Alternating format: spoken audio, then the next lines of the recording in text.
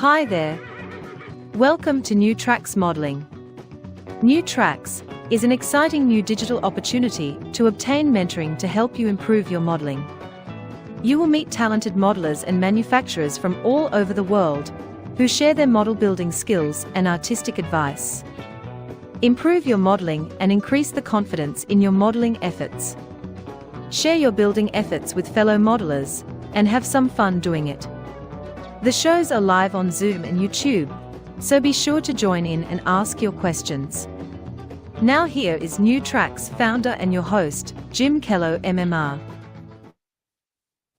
Well, welcome. Thank you so much for joining us this evening. Hope you come back often. Hope you tell your friends.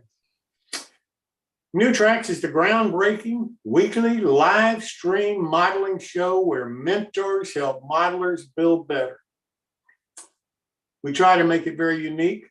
We try to make it always different. We try to make it non-judgmental, and we try to make it fun for you.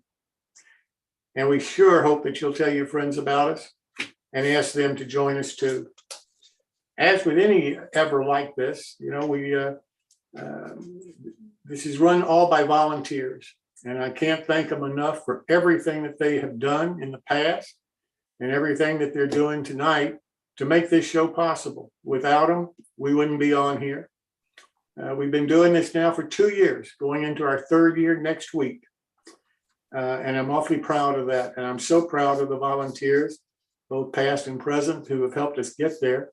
And frankly, who are to a large extent responsible for any success that the show has had. But with any venture like this, we always need additional volunteers. There's never enough. As we grow, as we get more viewers, as we get more people watching, as we get more questions coming in, as we get more interest in having us do different things, we need more volunteers to help us. So if you can give us a little of your time, we really would appreciate it. The other thing we want you to do is, if you haven't done it, we want you to subscribe to our show on YouTube. You go to our channel, New Tracks Modeling, subscribe and click the bell, and you'll get notices for all of our future shows, which I think you're going to find really interesting, and I hope that you'll keep up with us. Now I'd like to turn to Father Ron Walters, who is the provincial minister of Our Lady of Guadalupe, Order of Friars Minor, for New Tracks Prayer. Father? O God, as we express our creativity in creating in miniature the world around us, may we marvel at the beauty and genius which created the world and instilled in us a portion of your great knowledge and wisdom. Give success to the work of our hands, O God. Amen.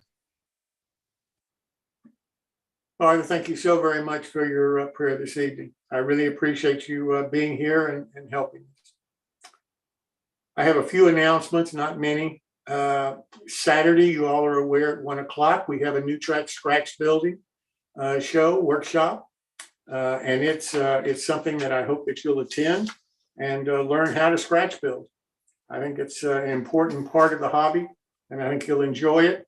And it's at 1 o'clock every Saturday, and hope that you'll attend. The other announcement I have is we have 2 build-alongs this evening that you'll see shortly.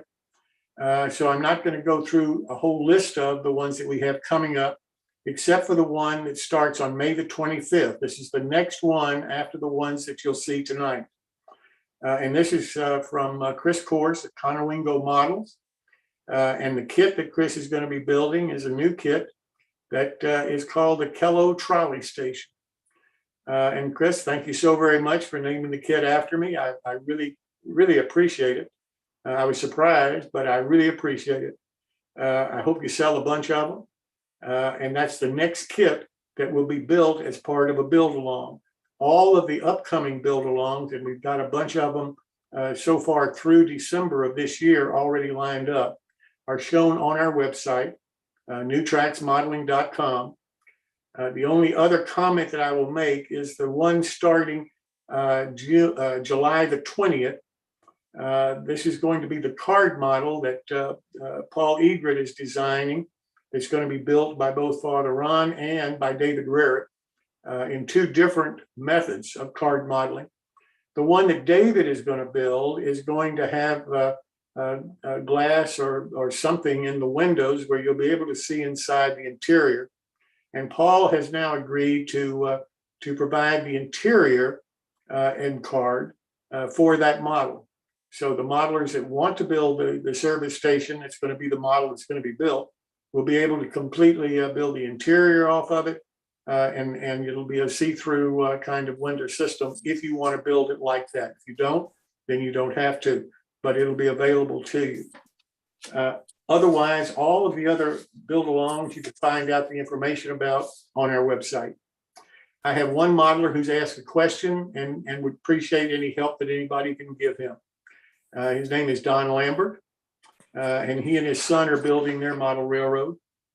He specifically is interested in, and this is a signaling question because they're building their signals using 3D printing, and they're looking for information.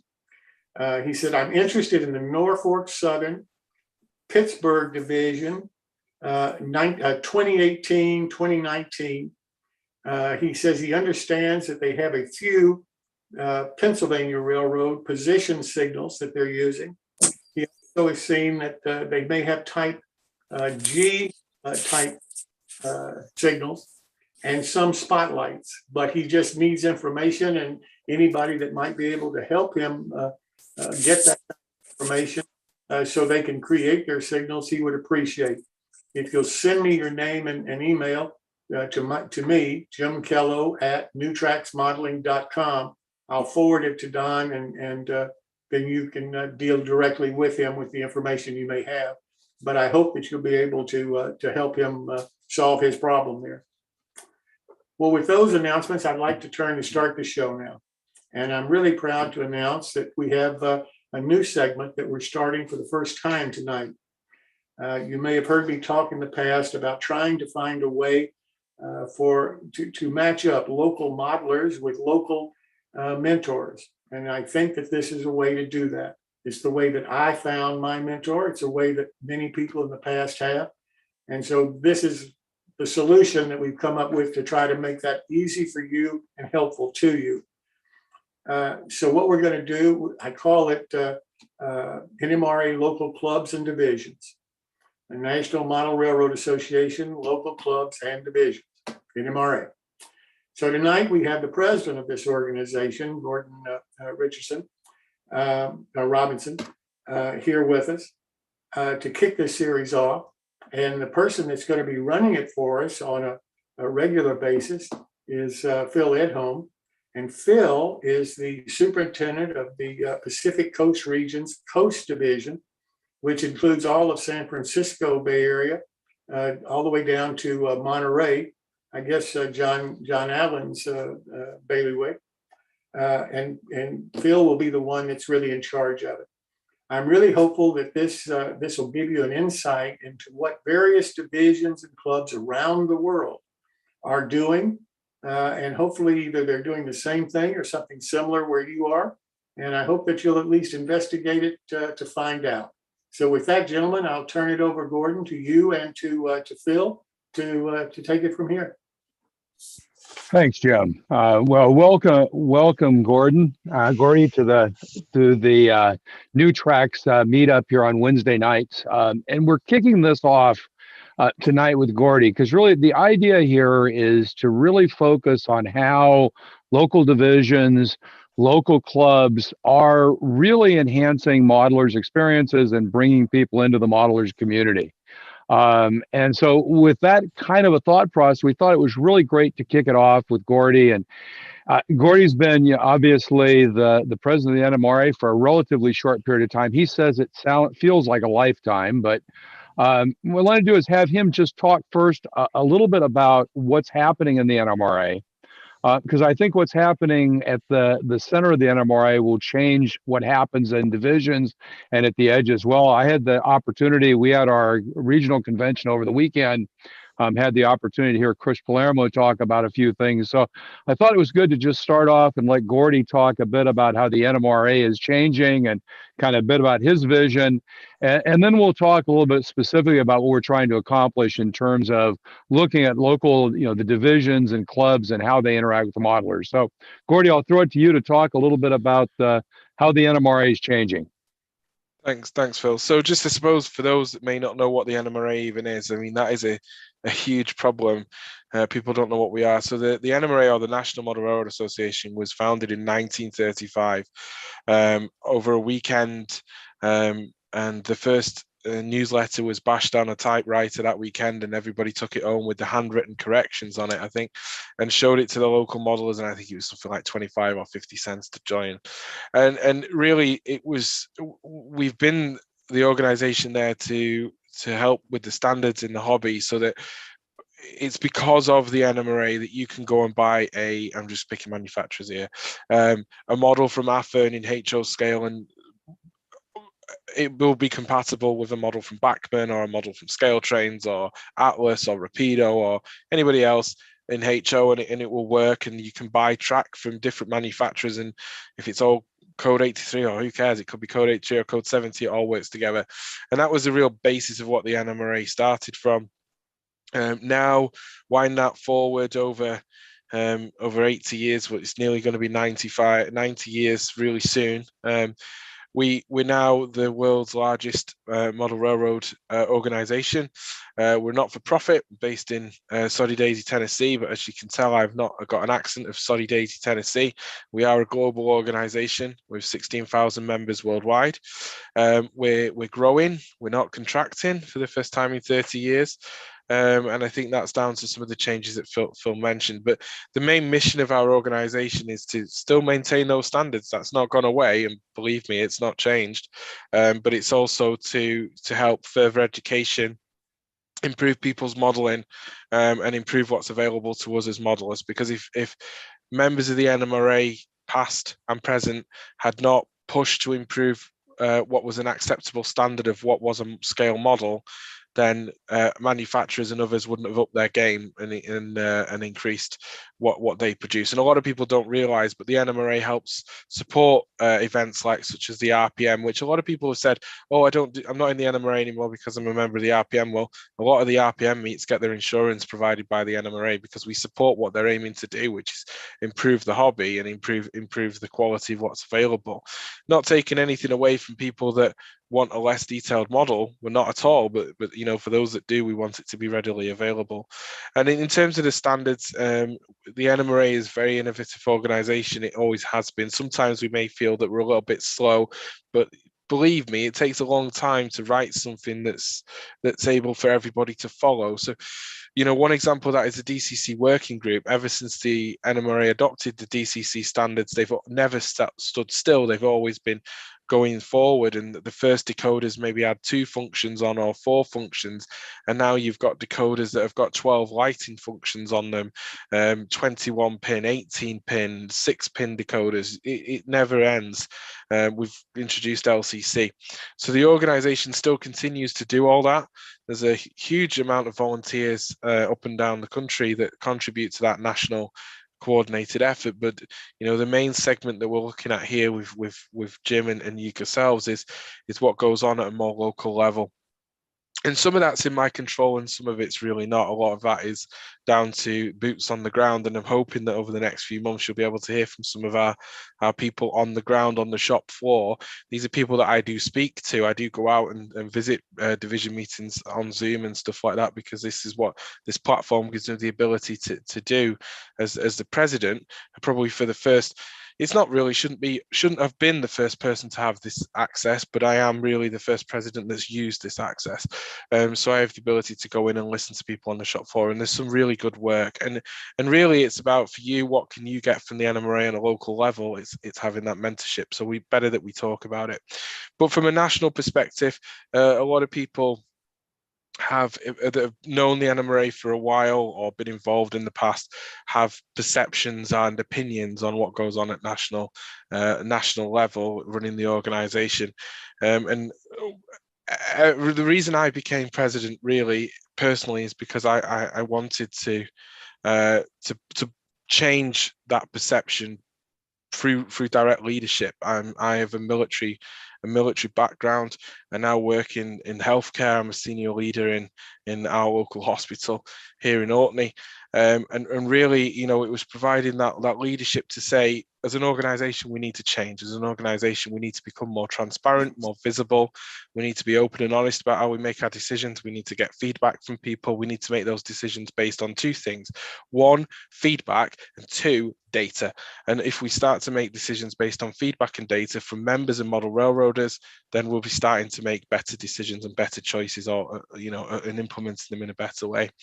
And that's really what we've done ever since I became the president. We've recently launched the digital version of the NMRA magazine, which members will have access to it. We also completed some long-standing projects, one of them being the digitization of previous old magazines, but they're still full of information. If you want to scratch build, some of our 1970s, 1950s stuff has hand-drawn drawings to scale of buildings that just don't exist anymore, that are not in a book anywhere, and it tells you how to build them. And that material is priceless. So that's on our website and available now to all of our members for just part of your membership. And you've got access now to the digital magazine. We did that in a very transparent and open way. We surveyed members twice on that topic. We also met with regions and divisions, so local level leaders. We put out prototypes. We got feedback on the prototype. We totally changed the delivery mechanism from prototype to production, releasing as well mobile apps, which is not something that we initially thought we were going to be able to do.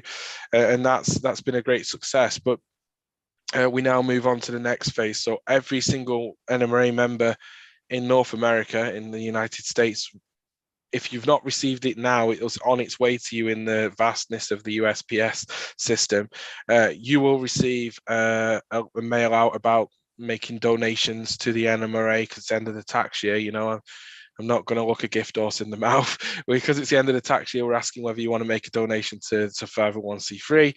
But on the back of it, we, for the first time, printed a infographic that says how we spend a member's money every year, where that money goes and what we spend it on, because I want people's feedback. If they don't agree with it, I want them to tell me where they think I should spend it. And that's all part of changing the national organization to become open and transparent in our decision making, and also, you know, seeking feedback, not just asking for it as a token gesture, actually seeking it proactively, you know, not just receiving it ad hoc or not receiving it at all. And so from other bits of feedback that we've had and building other teams, we've done a lot of restructuring. We've had to bring in a lot of new volunteers. Unfortunately, some people don't like the idea of a 30-year-old British guy being in charge. I mean, you know, we had wars over the Brits being in charge in the past, so hopefully we don't have any civil wars here. But where we're at is we've got projects going on. We've had to recruit new teams. We've just completely re-recruited our standards and conformance team, new head of standards and conformance, new deputy roles coming in, and that group's got the DCC working group. So it's extremely important. They're the group that maintain the standards in the hobby. So we need to have a team of volunteers there. We've got work ongoing at the moment to rewrite our website, and that's all boring stuff. So let's get into the exciting stuff. Well, in the next 3 days, and on the 1st of May, and I can announce it kind of now, the NMRA is going to launch a survey online regarding education. So what matters to you as modelers from an education perspective? How would you like the NMRA to provide education? What would be the best way we could do it? What would be the best topics? What would be the best size of class? You know, all kinds of questions. We could have just gone and banged out a new education program and gone, you know, who cares what people want? But we're actually asking for that feedback so it can directly influence the design of that program for how we look at education in the NMRA going forward for the next 10 years. That's kind of different from the past. And so people in the room that have been NMRA members for a while, you know that that's different. And then the second thing that's going to be demoed in Indy Junction, which is the MCR and NCR and another one Midwest, I think, Tri-Regional Convention in Indianapolis in this next month, will be there demonstrating something that we're calling the NMRA Interchange. And that is an online communication platform, not a forum, but similar, that's going to be open 24/7 to NMRA members. Each division and each region is going to be given its own place or space on there for you to have ongoing dialogue. You can set up a room where you can all chat if you're all doing a build along. You'll also be able to have video rooms in there with up to 25 people on camera and up to 200 people in a room watching a clinic. There'll be national rooms, so just like a permanent, effectively see it like a permanent national online convention center for the NMRA to use anytime it wants to have a meeting, anytime we want to communicate. That's going to be free. So that'll be available and free to every single division, every single region, every single member. And it'll be available on your phone, it'll be available on your computer, and everywhere you go, you'll become continually connected to the NMRA. And it's not social media, it's not Facebook. We don't have to get into the politics of Twitter, Facebook, Instagram, etc. It's there for members. So it's not a marketing tool, it's a tool for us to use to grow the organization and improve your experience and your modeling and everything else that you guys are trying to do here as well. So lots of changing, lots of listening, more importantly, lots of action. And don't feel, if you're listening to this, and we'll talk about a few other things because Phil's got questions on it, so I'm going to shush in a minute. But, don't feel that you don't have the skills. Don't feel that I've just become a member of the NMRA, or I've just rediscovered my love for model railroading, or I've just discovered model railroading means that I can't contribute in some way. Everybody can contribute to grow the hobby. It's not, there's no particular job description for growing the hobby. There is not really a job description, or a person spec rather, not a job description. There's not really a person specification for the president. There should never be. Different people bring different things. It's about the dynamic as a whole, and we can slot everybody in. So please don't feel that if you have the time to contribute, we'll find a role that fits with you and you're happy to do, and we'll get you in there. So Phil, I'll be quiet and let you fire some questions at me for the bits I didn't cover. Well, that was super, Gordy. I think it's great. It's interesting that organizations get dynamic when people come in and start actually looking to do change. And I think the idea of asking the members first what they want is important. It's interesting. We had a tradition in the Coast Division of doing auctions basically every quarter, and that was really the activity that the division had gotten into doing. And it wasn't doing a lot of layout tours, and clinics had kind of become reduced. We did a survey, and we found that layout tours and clinics were literally the most important thing our members thought we could do for them. And so I think listening to your members is really important. I think that comment alone is worth the price of admission today. I'm interested. I think you said you'd hit 25 different local divisions or regions over the past 6 months. And I'm curious, what things did you hear out there that are happening locally that really impressed you, that got you excited about, what different groups are doing locally? Well, I think it was 25 in January. So yeah, I'm very out there. I think the most exciting thing is activity. And people being active, and more active than they were pre-COVID. That's what's making the real difference. Also, it's really exciting that people have either discovered or are discovering still new and exciting and innovative ways of working. Just simply by saying we're having in-person meetings that we've always had, so people can feel warm and cuddly and going back to what they consider to be normal. And we have this group of people who consider online to be normal now, 2 years down the line of living in your loungewear, and people that have somewhere in between. And what's really, really, really powerful is that people at the NMRA recognize the need for that. The NMRA and model railroaders are very adaptive to change, although I know there's still some people that like DC, and my dad's ardent about DC, sorry. He can still appreciate a DCC sound locomotive. So, the NMRA and model railroaders are very, very adaptive, and it's really nice to see at a local level, people are starting to continue starting to go back to normal, the old normal, and are also adopting the new normal in terms of hybrid meetings. So they're trying to cover both, because what we found is as soon as we went online, we reconnected with loads of people.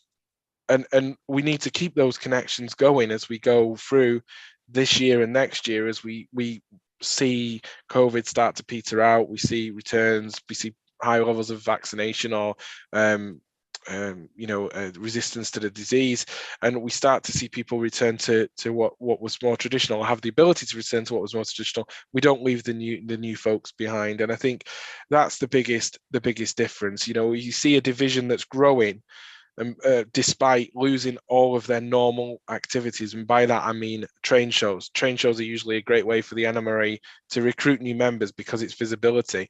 But because people have moved things online, they're reconnecting with people that Saturday morning didn't necessarily work because the kids were playing softball or baseball or whatever. Right. So, that's the most exciting thing for me. I can rile off things that, different activities that people are doing, like making take clinics, education, bringing people in. But one of the other big things is we're all so much closer now. 3 years ago, we wouldn't be doing this. 3 years ago, 2019, we didn't know each other, Phil, did we? And in 2019, a member of your division who I'd met online drove me to Salt Lake City, to the convention in Salt Lake City from San Francisco, because it's too expensive for me to go to fly directly to Salt Lake City. And we also, I remember in 2019, we had the first British region convention where a foreign or an overseas clinician remoted into that convention and gave a clinic. Now we're doing that at division meetings, and we're doing it every week. Right. We're connecting our members with the best people in the hobby, no matter where they are. And if there's somebody local who's not necessarily got that skill set, we're now able to connect. That's the biggest, most powerful change in the NMRA in the last 2 years, is that people have been able to connect people outside of their local area much more. And if it's just become custom and practice, it's not an exception anymore.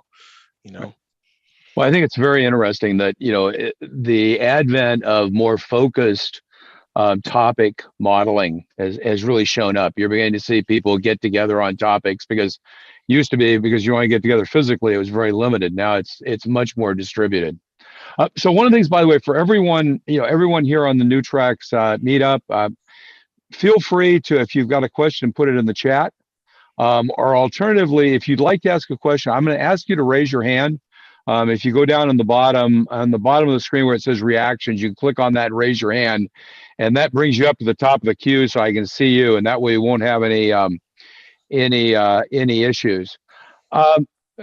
So one of the things that we have one question here from YouTube. Andrew Estep is asking a question: are there going to be new digital fabrication standards established through the NMRA? So, I think that's an interesting question. There seems to be a lot of, with this, absolute explosion of 3D printing, with the price points of those systems and laser cutters. And, we're beginning to see some pretty amazing technology applications and modeling. And I guess, how do you see the NMRA and the hobby generally absorbing this kind of technology shift we're in the middle of? Well, I think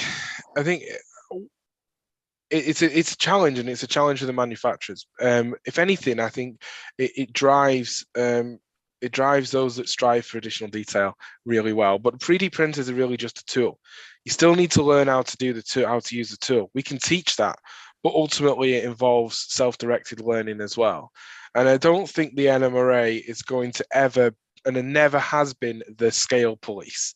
If I came around and started accrediting people's scale or not so scale 3D print files, we'd become the scale police again, because this is something that somebody has done. But if somebody was to produce a model, 3D printed model, which people have done, especially in Europe and the UK, for a number of years, and it was put through our conformance testing, we would test it just like anything else. But I think there is a future there for it. I am looking at it. We're probably a year or 18 months away, but I do see there being a place for the NMRA to have a library of files available to members that other members have drawn and donated, and we've had them verified and checked that they can be printed, etc., etc. I think all that we could do that now, right? It's just the number of volunteers available to do it. But that's something that I think we'd be definitely looking to move towards. But don't ever forget that a printer, a cutter, a laser cutter, a printer is just another tool in the toolbox. And an expensive one at that that's not accessible to everybody just now. So it's something that's on the radar, definitely. That's very interesting. That's a great point. So, you know, one of the things that then is kind of a question that comes out of that is, you know, generally, how do you see the NMRA changing as technology in the hobby change? I mean, we've seen a huge shift, and we've talked to, you know, local hobby shops about the challenges the internet is presenting to them. How do you see the NMRA changing as the hobby continues to change and accelerate? So I think the biggest change for the internet hits the NMRA as well, because people turn around and say, oh, I can get this from YouTube. You can, but there's a limit to how much help you can get from YouTube. I think what the NMRA needs to do is embrace the technology that's available to us and make ourselves as accessible and as open as we can, just like the new manufacturers on the block have done. They've absolutely mastered making themselves available online, and that's what we need to do. And I stick really, really close to the manufacturers that are doing that very well. And you know, the average age of people that buy scaletrains.com products is 35. That is not the average age in our organization, and that's something we have to change. And we change that by changing what we offer, not taking anything away. Please don't get the fiery torches out. I'm not taking anybody's toys away, but by adding more and adding it in a way that makes financial sense to the organization. Everything that I've done so far has been as cost sensitive as possible. You know, offering that is the way forward. Ultimately, I want people to be proud to be members of the NMRA. I want people to tell people and encourage people to become a member of the NMRA, and that each person that is a member of the NMRA has their own why. But I want people to feel as proud of the NMRA as they do their local or the university that they went to. I want people to be able to say in the future, the NMRA helped me and this is how. And to do that, we need to be able to connect to people with the way that they are. And that's whether through technology, that obviously brings us closer together, gives us more opportunities. The NMRA interchange is going to be a huge game changer in the NMRA, but it's going to take probably 2 or 3 or 4 or 5 years to be adopted now, because it's something we should have done at the beginning of the pandemic. We're doing it now, and we're doing it we're doing it now as we're coming out of the pandemic. But unfortunately, I wasn't here then. I wasn't in this position then. That's why I am here. So we're doing those kind of things. Also, obviously, with the way we're looking at education and how we deliver that. So it's how we get those benefits to people in a way that is most sticky. Things that are important, and you look at what's going really well. You look at the university model railway clubs or model railroad clubs, and there's been an absolute explosion of them over the past 4 years. And it's because they're offering what the people that are younger in the hobby are looking for. And that's either help to get into the industry, because we still all dream to be a railroad engineer. I don't care what anyone on this says, unless there's a conductor in the room, and then I apologize. But most of us dream to be a railroad engineer, and we keep that dream with us all through our lives. And if we get the opportunity to have a day driving a steam locomotive or driving a diesel locomotive, we wouldn't say no to a cab ride, would we? So it's how can we get that? Do we introduce and look at doing scholarships? I know some divisions do offer scholarships. Wolfers are offering scholarships. So it's about offering what now is important to the next generation. The NMRA offered that in the past, pre the internet. It was bringing people together, introducing people to mentors in person. Now we're probably doing that less. Also, the NMRA needs to get with the program that people can't afford the same level of disposable income. Now, part of that's down to inflation. Part of it's down to people now being on fixed income. More of our members are on fixed incomes. We are seriously going to have a look this year at what the future is of our conventions. Do they need to be 7 days? Do they need to all be in person? But ultimately the convention helps keep the NMRA going from its sense of networking and camaraderie, and it is important. Does it need to be as long as it is? Can we sustain it as long as it is? I don't know what the answer to that question is, but that will be driven by the membership. We won't make those rash decisions at the top. We'll make those decisions based on data. We'll make those decisions based on feedback from experts in the industry outside of the NMRA and also from the members ourselves, because they're what matter. So, you know, that's technology change. Technology is it's a great leveler, and it really changes the way you approach things. And we that's we actually had a chat question on that about the national convention. It says, you know, okay. Is it possible to go to lower cost locations, get out of expensive downtowns, get out more? Is that really a possibility, or is it really the challenge finding a location to do a large convention like that really preclude reducing the cost that much? Just kind of curious. Okay. Well, so the answer is we could hold a convention anywhere. I don't care, but generally people need to be able to get there. So holding it, no offense, but holding it somewhere along Route 50 in Nevada is probably not going to make me very popular. But yeah, smaller towns, different ways of running conventions. That's what we do in the British region. British region this year, we're running our convention at a museum where one of our divisions meets, and the hotel's not at the same site. The hotel's 1 kilometer away or a mile away, and we're going to bus everybody onto site every day to take part in convention activities at site, and then we're going to bus everyone to the hotel. It's saving a fortune because a convention hotel of that size would be triple the price. So yeah, it's definitely something that we need to look at. It needs to be out in the suburbs. It needs to be where it's affordable. Generally, I find if you're in the suburbs, it's actually easier to get onto the infrastructure and transport and get to people's layouts. I tell you now, the majority of big basement layouts, which is what people go to conventions to see, do not exist in downtown. So there's no need to have there's no need to have a hotel downtown. I've always thought that. I'm not just saying that as I become the president and you know had an epiphany on it. It's something that I've always believed. It's just that the way that conventions work, we plan them 5 years out. So as the president, it's like being the coach of an NFL team and coming in, and your team is laid out for you for the next 5 years. You're only there for 3 years, but you can't change any of the players for on the convention front, right? You can only influence what comes down the line when there's a gap. But definitely this year at St. Louis, we need people to go to St. Louis. It's something that we're really actively pushing right now. We'll be in Dallas Fort Worth. Dallas Fort Worth will be Dallas Fort Worth will be a really good convention. It'll be a week-long convention, but what comes after that is under discussion. But as Clark has just put in the chat there, it's a challenge to find people who want to run a convention, and ultimately we can only choose where there's a team that wants to do it.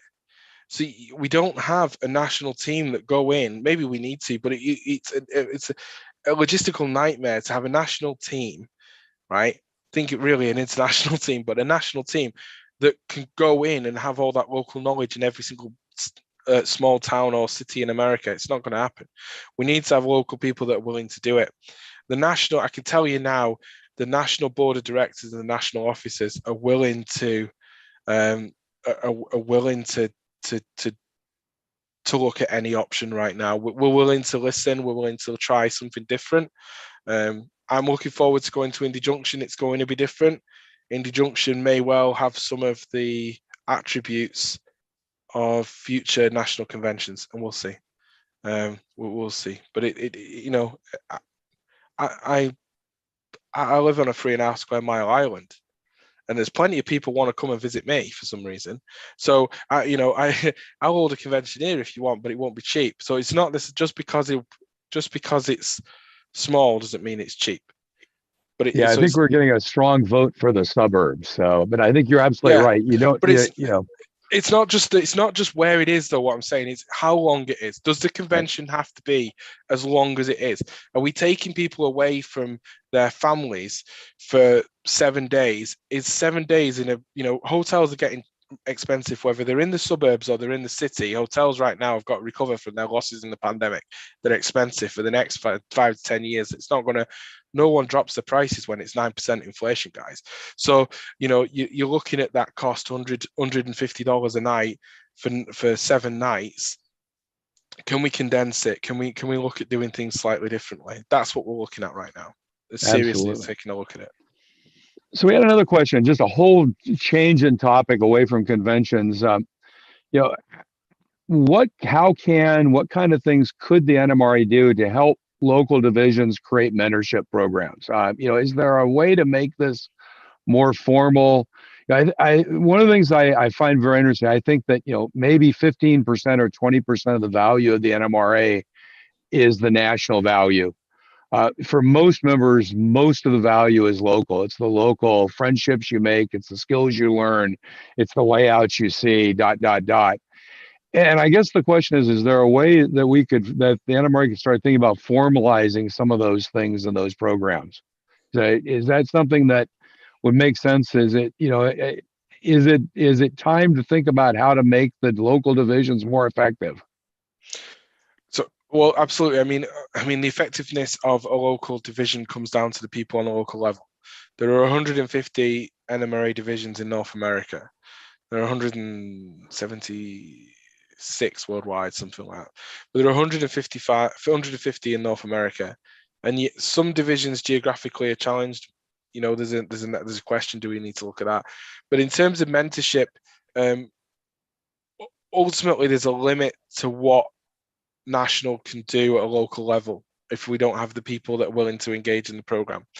However, we are looking at we're looking at revamping our education program, right? I'm not going to say what that's going to look like because it's going to be determined by the feedback we get from members.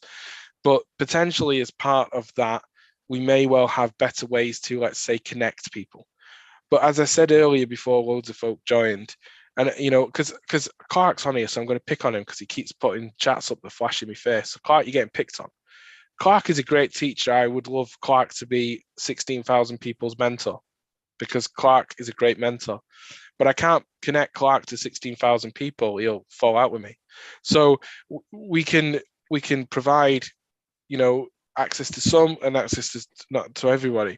So it's how do we, and ultimately as well, Clark is unlikely to fly over to help me with a problem on my layout that needs another pair of eyes on it, physical eyes. You can get a laptop and a camera and go look at this. But as I said earlier, having an NMRA member that I have not my wife, an actual other non-family NMRA member on the island is fantastic.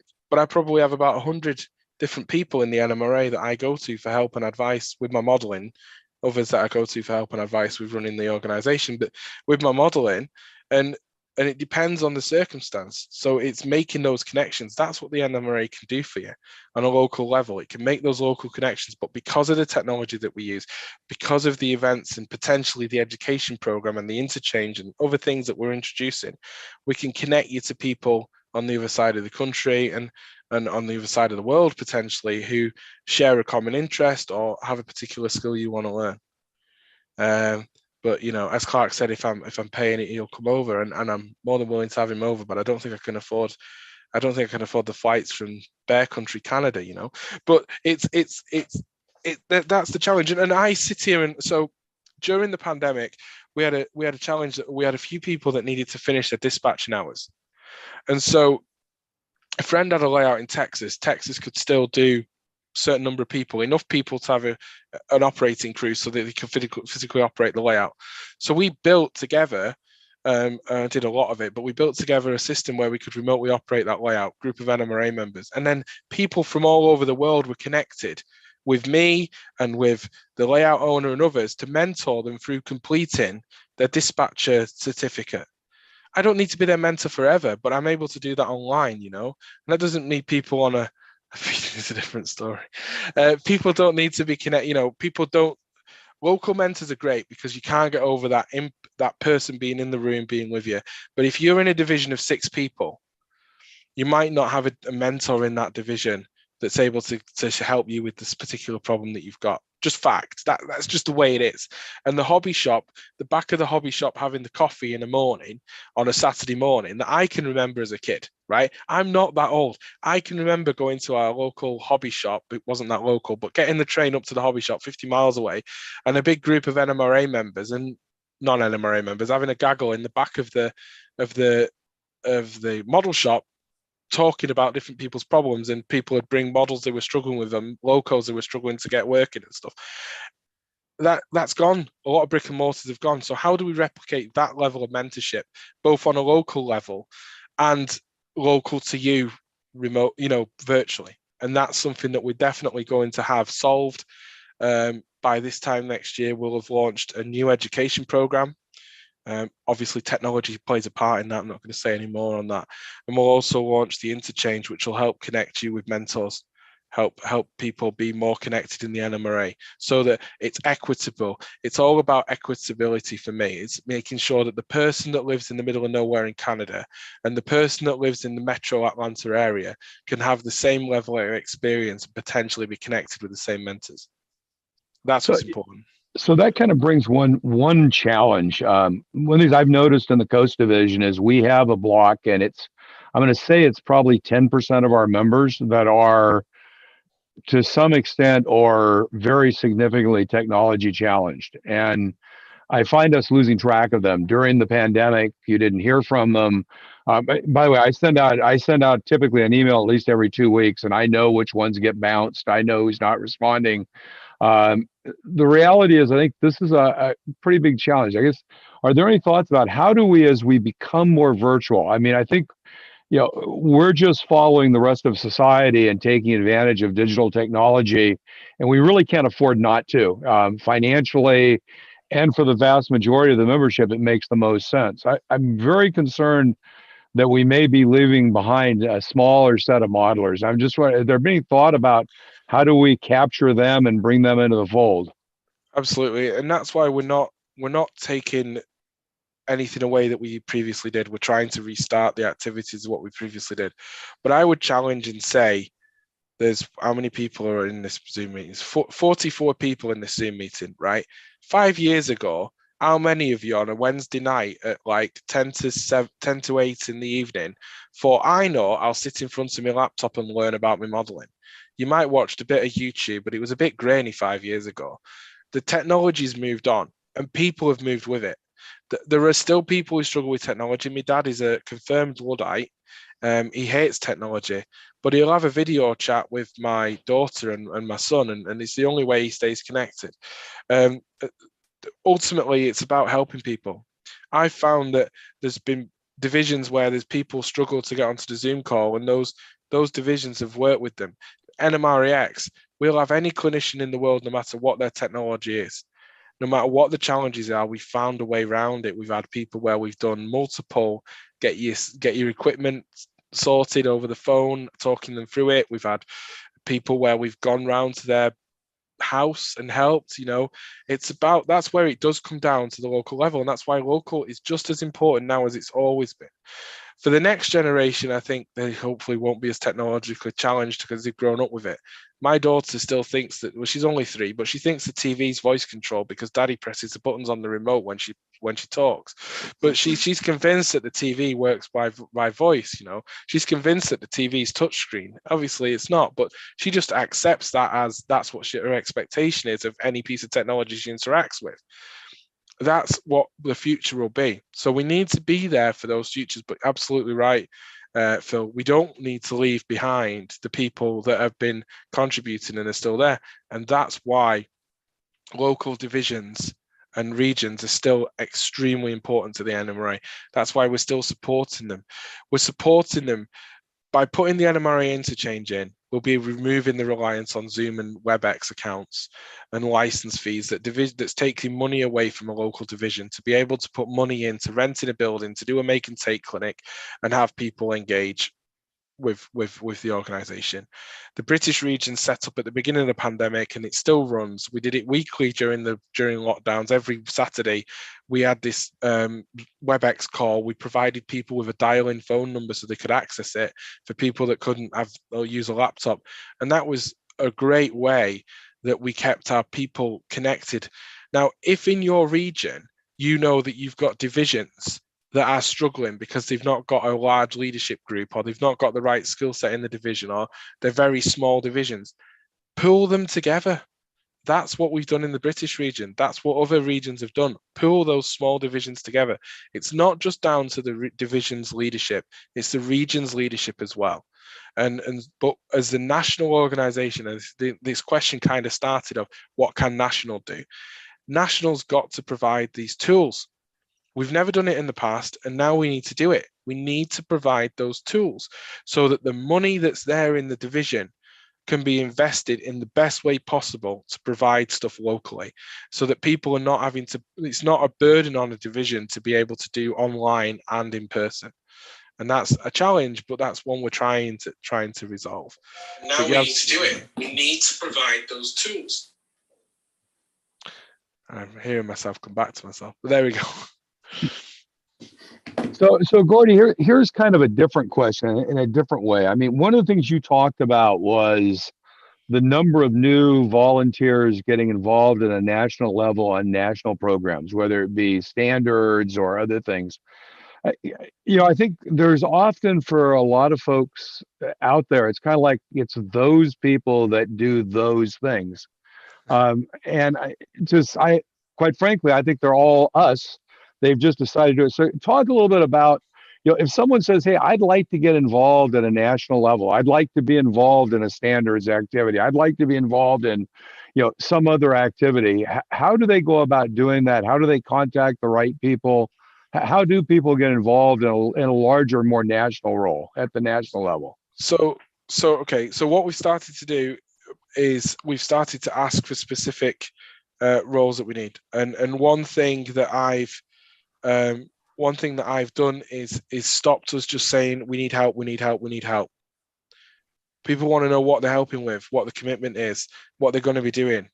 So now in e-bulletins, and it might be missed this one because just the way some things have fallen, but in the previous two e-bulletins and in dispatches, we've asked for specific skills that we need for specific roles we're trying to fill. That doesn't mean that there's not other gaps. It just means that they're at the top of the we need you now list. Basically people in the NMRA magazine or on the NMRA website, both digital and paper and on the NMRA website, are the email addresses of all of our different departments. You can see what they do. You can contact those department heads directly and say, hey, I want to get involved. And it might be that there's not something that meets your skill set in that department, but there could be somewhere else. It might be that we have to say, look, give us a few months, something's coming along, we want you to be involved in, just to hang fire. And we don't ignore any offers of help. But the biggest way we recruit people at the moment is people go, I wish the NMRA would do blah, blah, blah, blah, blah. And if somebody's daft enough to say that to me, you're very likely to find yourself doing blah, blah, blah, blah, blah, because you're exactly what I'm looking for. Someone who's got a passion and a drive to deliver something and is probably going to see it through. And I will support you, resource you, and find you additional people to help and tie you up with somebody at National that can help guide you through any of the potential blockers to delivering whatever that benefit is. So, and ultimately the kind of Alamo position is you just email me. And I know I take a lot on myself, but you just email me and we'll have a chat and we'll figure something out and we'll find out where you can go. But as Clark is putting here in the chat quite a lot, it's if you take on a role, you commit. The hardest thing is commitment, but everyone's just a model railroader. But don't overcommit so you end up, not doing your modeling. Don't overcommit so it's not fun anymore. But if you want to see something happen and it's not something that's completely bonkers or 180 degrees away from what the organization's aims are, then or objectives are, then I will support you to do it. We want to add those benefits to members. We want to make it better. And the best way to do that is that everyone on this call, the people like everyone on this call, step forward and do it. Clark saw a need. I'm going to use you a lot, Clark. Clark saw a need for sharing expertise and started the Modeling with a Masters program. That's an early example of mentorship. There are people that come back every single national convention and sit in exactly the same clinic to try to do exactly the same thing they learned the previous year, but this time do it better and then pick up some extra skills. And that Modeling with a Masters program now is growing out. It's going out into regions and divisions. It is face-to-face. It's not online. Will the next program be face-to-face or online? I don't know. Probably using technology. I'll say no more.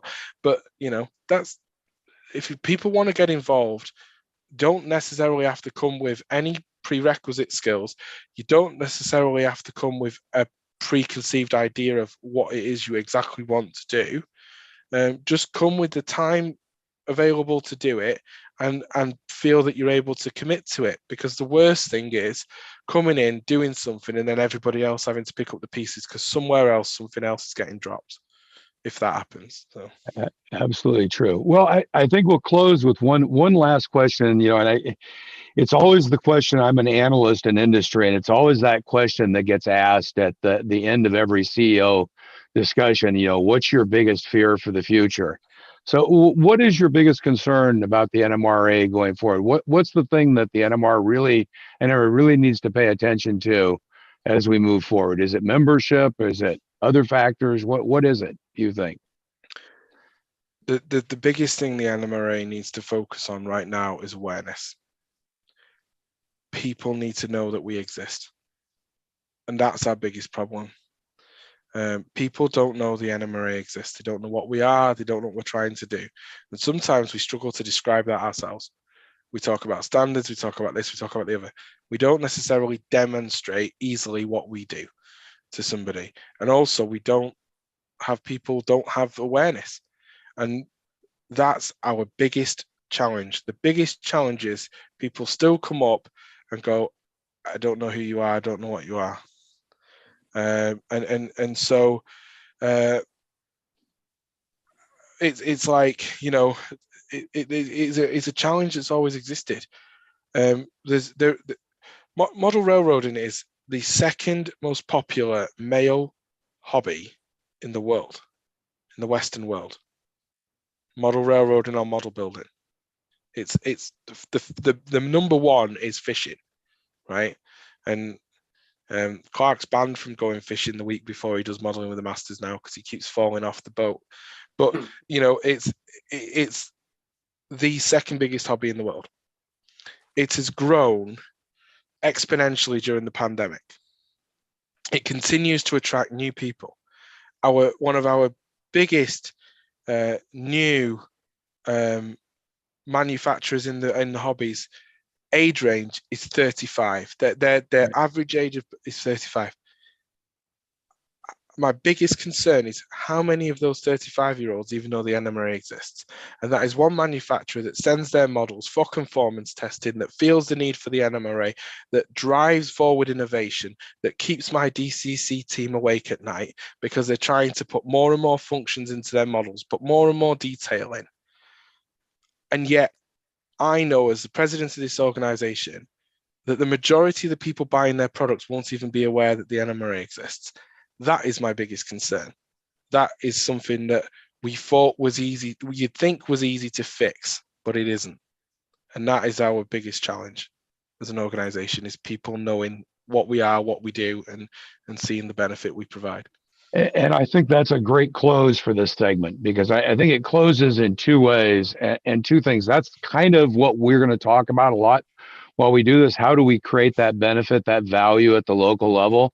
And clearly, as an organization, how do you capture that and communicate it to potential members? But I think there's another point here that for everyone, who's watching New Tracks or other things, we're all, as model railroaders, essentially ambassadors. And I will say that I think being more open and more accepting of young people, I know they can be a bit troubling at times, I think is really important to bring those folks in and be that kind of opening, welcoming organization. We're all part of the answer, because it's really, if you ever done marketing, there's a whole concept of lead generation, and then you start selling. And I would argue that the first time someone comes to one of your local meetings, they're still not necessarily a member yet. They may be just trying you out, and how they're integrated, how they're absorbed. And as Jim has often said, how someone steps up and says, well, what are you looking to learn? Really do that engagement. I think if you don't do that, I think we lose a lot of the value. And I think it's incumbent on all of us to begin to think outside of kind of little blocks. We tend to be kind of, model rotors tend to be a little bit isolating. We can be. This is a great time to get out of your shell and talk to other modelers. And especially for most of the folks on this video, you have skills and things you can communicate. So thanks, Gordy. Really appreciate you coming on and kicking this off. And we look forward to future dialogues, and hopefully you'll, as you go out and talk to people, identify. I'm looking forward to a stream of potential folks to talk to based on the people you talk to. So I've with got that, 16,000 of them out there for you. Exactly, and we just got to identify which ones are exciting. So with that, I'd like everybody to join me in I'm giving Gordy a round of applause, obviously virtual applause. And with that, I think we'll throw it back to Jim. Thanks, Gordy. Thank you. Well, Phil, thank you so very much. And Gordon, I can't thank you enough for being here tonight. I know it's awful late where you are, but thank you so much again. And you're most welcome. Anytime you'd like to come back and join us, please do.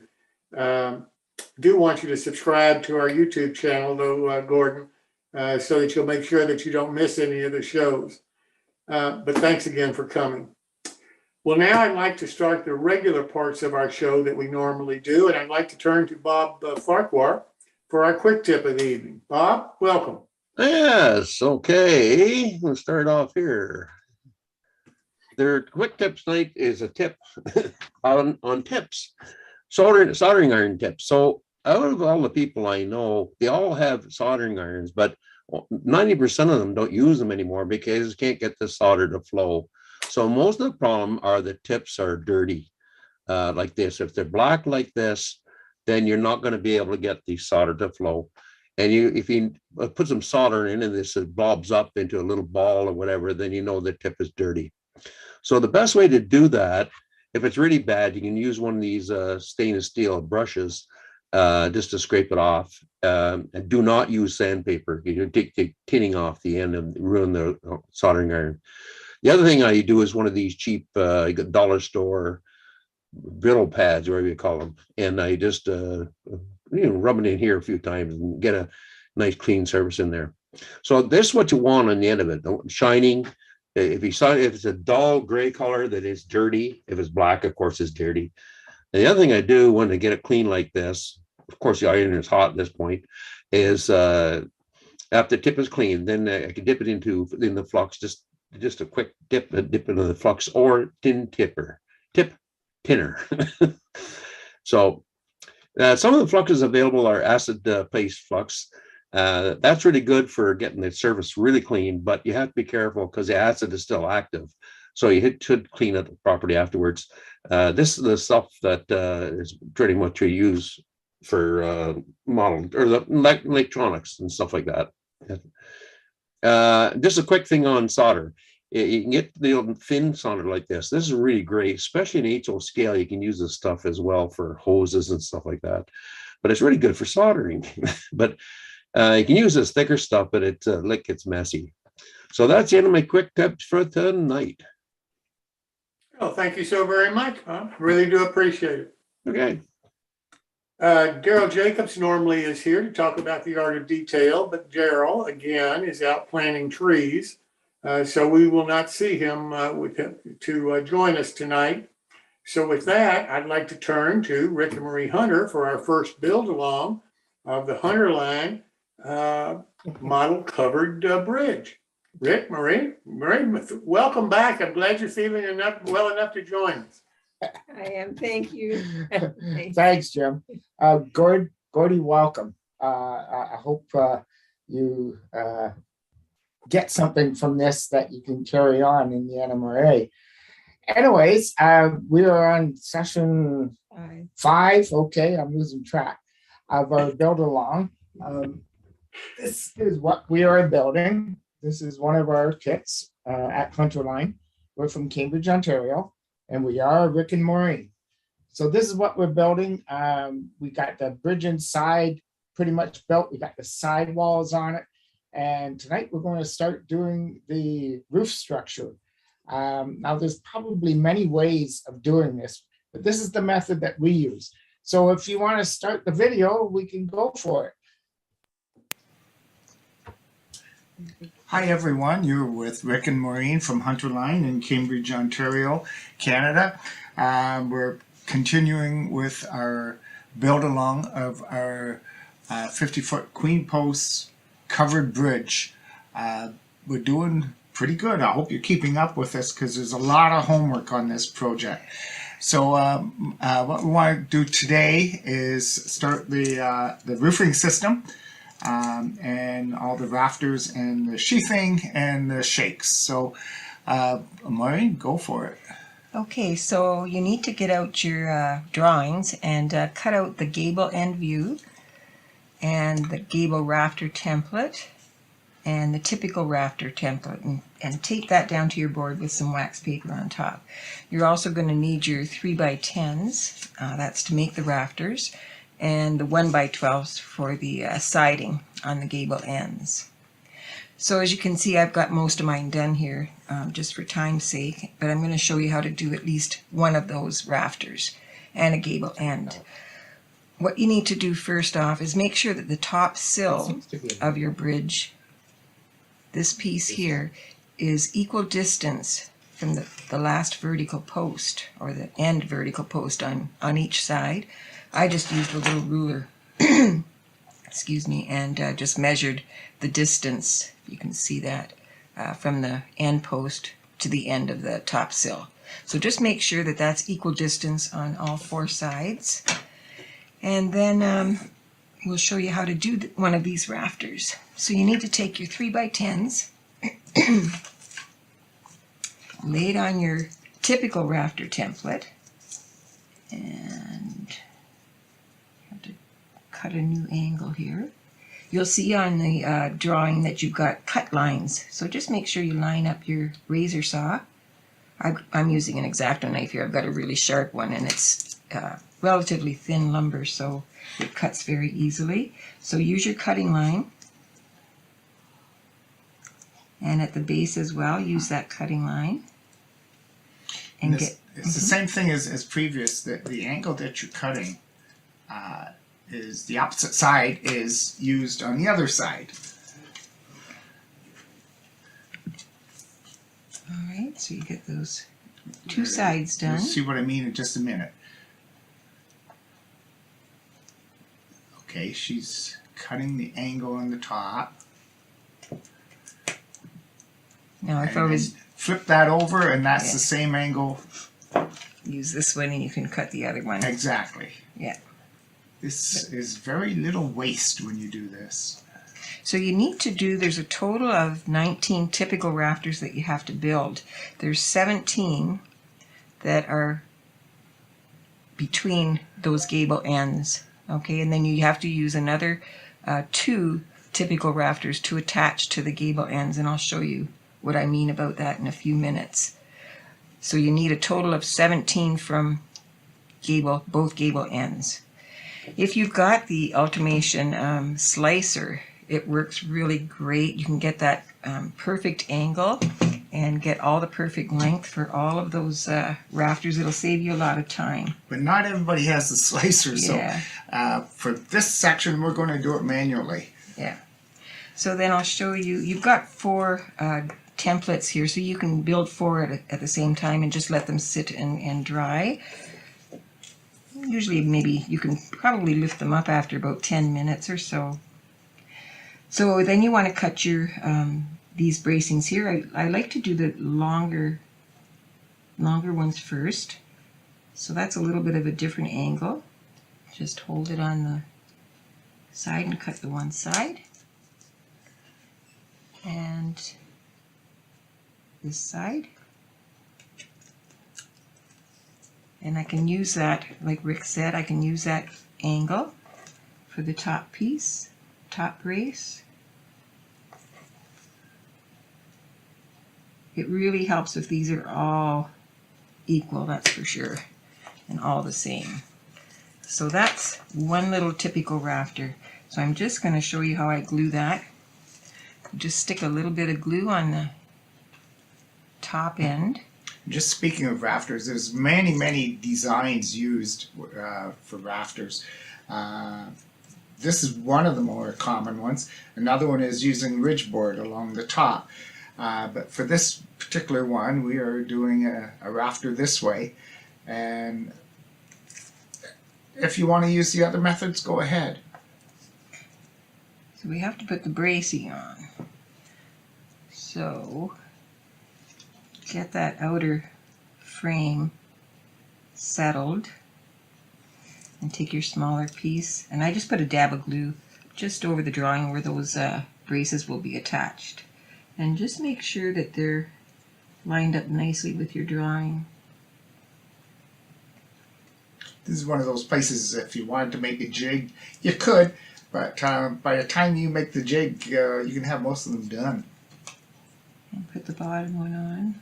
And if there's little inconsistencies between them, that's okay, because they really were that way. When this is all set up and dried, you can turn it over or just take off the glue on the back and file off any ends of these braces that might be overhanging. So you just have to make sure they're pretty well set before you put a weight on them.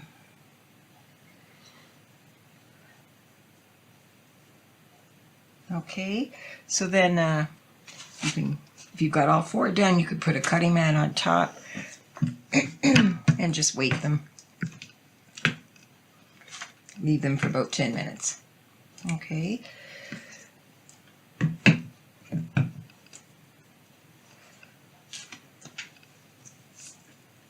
So now we're going to do the, we'll just let that dry and set up a little bit. We're going to make the gable rafter. It's a little bit different. As you can see with the typical rafter, we've put the braces on top. We've glued the braces on top of the outer rafter. With the gable rafter, you put those braces inside that outer frame. The reason being that you want a flush structure at the end, so you can put the planking on it. If you use this one for an example with the planking, it will be very uneven. So we make the end ones a little different so that they're flush. So you can see I took that last piece of 3x10 that I used for the typical rafter, used the angle on it to cut the braces for the gable rafter, and I cut right here, which is different on the inside of that outer outer frame, I guess you would call it, on both of them. So I've got those cut. I need to cut the outer frame, and you need 2 of these gable.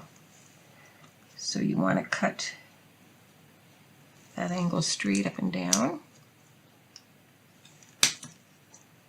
and cut it at the base.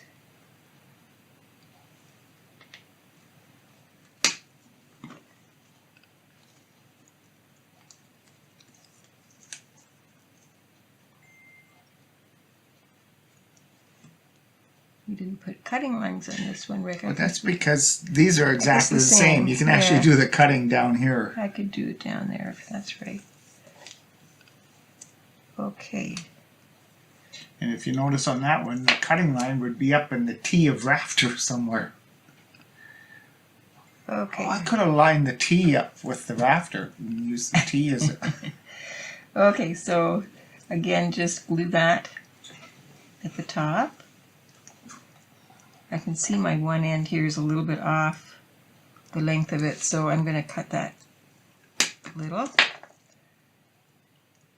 And then again, these need to be glued, the braces need to be glued inside. So put a little bit of glue on each end. I like to take my tweezers and try and get it in there.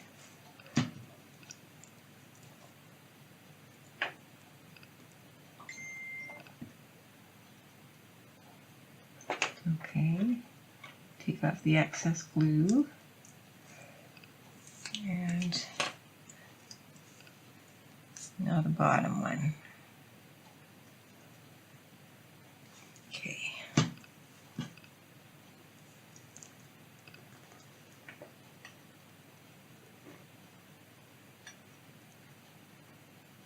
So we can let that all set up. I'm going to put a cutting board on top. And what you can do next while that's setting up is you can get all your siding cut for the gable end. And that is your 1x12s. Now you can see when you look at the template, the drawing, they're all different lengths, of course, but you don't have to be specific right now with the lengths. Just cut, I think there's something like 12 or 13 of those planks on the gable end. Just cut yourself a bunch of different sizes. Is a great place to use up your scraps of 1x12s. So just cut enough to go across there. And once it's glued on the gable end, what you're going to do is flip it over and just cut them off, trim them off. And I'll show you that in a minute. That saves a lot of time because you don't have to worry about every angle and Yeah. every length. You just glue them on and trim them down later. Definitely. So what I'm going to do is, this is still kind of setting up, but that's okay. I'm just going to go ahead and glue my planking right on this gable rafter up here. So just take your glue and you could, maybe do half of it here.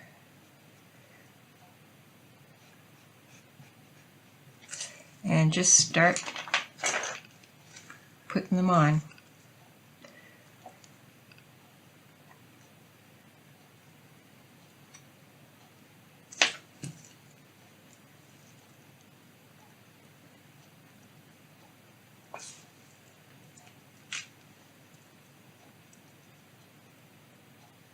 And here you can, skip a board if you want to, break a couple boards if you'd like to do that, or just do them all. One of the things about a gable end is it's pretty high off the ground for any kids to come through and kick the boards off, and it's also protected from the overhang a little bit, so that these kind of boards don't really rot or any or go through any vandalism because they're just too high off the ground. Need to cut another bigger one here. Just gonna slice one off. Or maybe I could have left that one missing.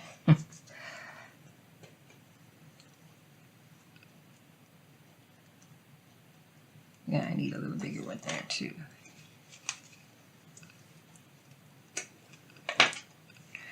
Get yourself some more glue.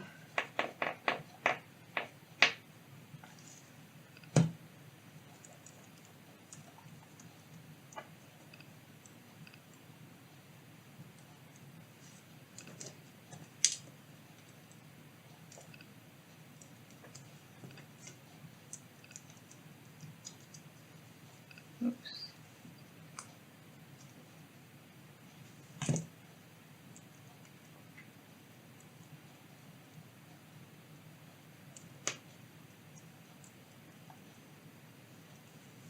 Once in a while we get asked of why the walls don't go right to the top of the eave.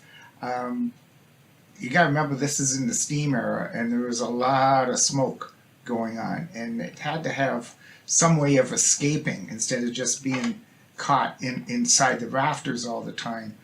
So that's why the top 16 inches or so of the walls are open. A lot of these had cupola on top to let all the smoke out.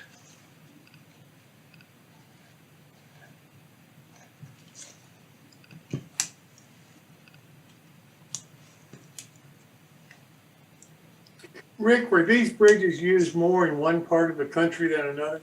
Use all the little scraps, eh? Mm-hmm. And when you run out of scrap, you have to cut some scrap. Mm-hmm. Could probably use some of the ends I cut off here. couple more little pieces here.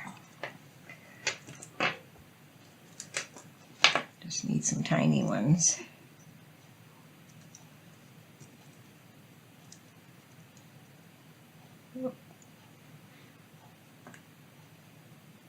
So I'll let this set up and I'll show you how to put the typical rafter on. Some of these might not have enough glue, I think.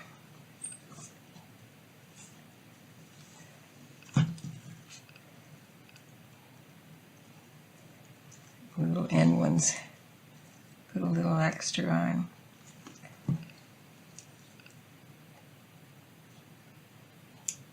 Okay, so we'll just let that set up. Put my cutting board on there. This one is all pretty much set up, that roof rafter, so we're going to put it, well, we've got two here that I'll show you how I put these, attach these. We need to keep one for the gable. So what I'll show you is, if you can get your framing template and side view, which is this drawing. This shows you all the roof rafters.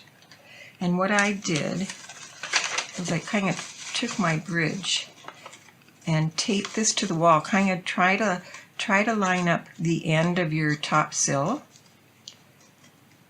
to the drawing, and just tape that drawing right to the top wall. And it will kind of help guide you. It certainly doesn't have to be exact, that's for sure, but it does help. So you can sort of see, you have to, usually what we would do is put the two gable ends on at the end first and make sure that they're flush. But I wanted to show you how to cut them and glue them together and get most of this set up before we tape this. So, and this is one of those places where if you're right-handed, you start on the left side and work your way across. And if you're left-handed, you do the other way. And the other thing that you want to remember is when you take these little rafters and glue them on, they all have to be facing the same way. Okay, so I've got the bracing facing to the left. Okay, so just make sure that they're all the same, if you can see that here. Okay, so what I do is just, you have to be kind of patient to do this. It takes a long time for them to set up. So you might be able to only do maybe 5 or 6 and just leave them and then come back to them later. Now, in more modern day construction, these rafters would have what's called a bird's beak on it, which is a little cut on each side that sits on top of that top sill, and it kind of locks it in place. But I guess they didn't think about that back in the early 1800s. So give yourself enough glue. Make sure you put enough in that little cavity. I'll show you. I'm just trying to hold it in place. Rick, can you just touch that where I put that glue on that rafter? I'm trying to get it in the camera here. People can see. Yeah, it's just quite a bit in there. Okay, if it's oozing out a lot, that's okay. Just for this purpose, it's easier for it to attach. So you want to get them lined up as best you can. Make sure the glue is on the top sill of the wall. And you just have to kind of put them in place and hold them for a few seconds till they, well, probably a good minute, to let them kind of set up, or they're going to start tipping over. But you can see that, just watch them. If they start to fall over, just give them a little tap and push them till they look vertical. You've got lots of extra glue there, that's okay. Let it sit for a little bit and then just take it and take it off with a tweezer. Works well. So you can see it's probably best just to do maybe 3 or 4, get them lined up, and then you just have to kind of keep touching them, making them vertical.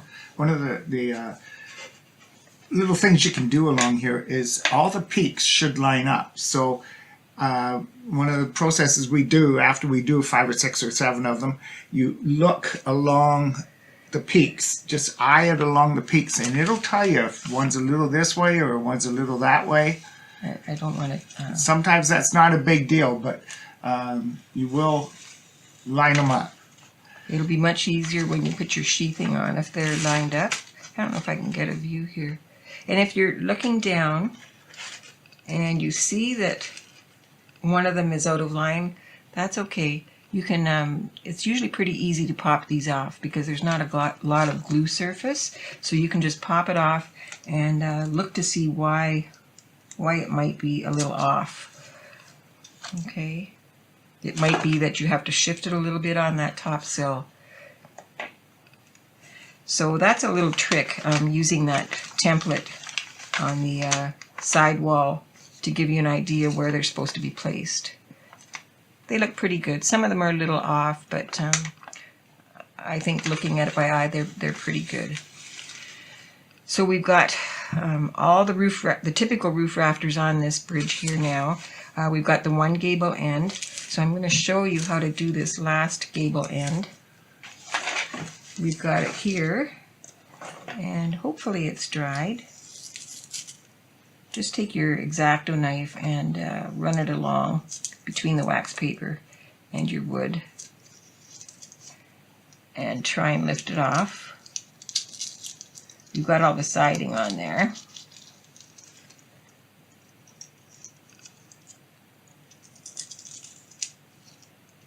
You might have some wax paper left on there, but that's okay. You can just file it off. Okay, so flip it over, and there's a little bit of wax paper, a little bit of glue. Just take your tweezer and remove that. And then make sure that you've got a really sharp, you've changed your blade on the X-Acto knife. And what you're going to do is trim off all these ends. Okay, so I just kind of take it from the top. Good pressure on the rafter itself. This isn't quite set up yet, so I might lose some of that siding. So you have to put some good pressure. So that's one side done. And get the other one trimmed.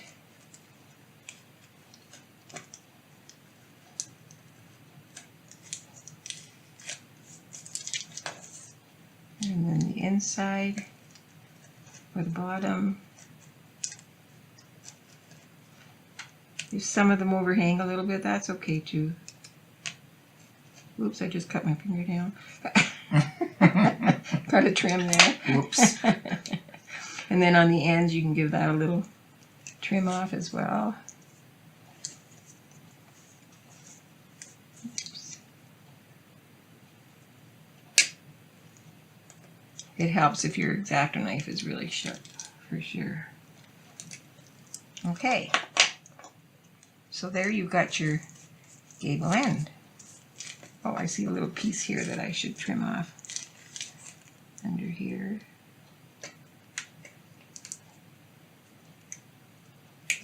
Okay. So that's done.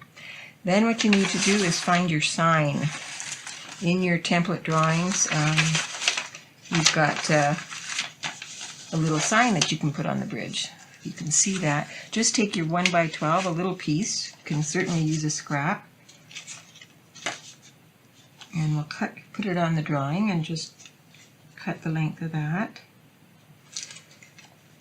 So you're going to need two of those, one for each end. I've done the other end already. That's a thing that you find about every bridge has a sign on it saying who built it and usually what year or what circa it was built. So if you go to your instructions, the very last page of your instructions will have a sheet of signs in all the different scales. So take that little piece of wood, and what you can do is you can just put that piece of wood over the printing. This one says Hunter Bridge circa 1840. So just center that on there. You can take your, if you're comfortable, you can take your X-Acto knife and just cut the little piece out, or use a pencil, trace around it and cut it out. whatever you find easier. So get that cut out. Don't lose your little piece.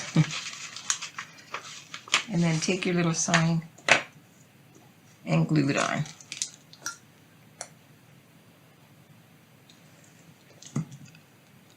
Just take my tweezers here.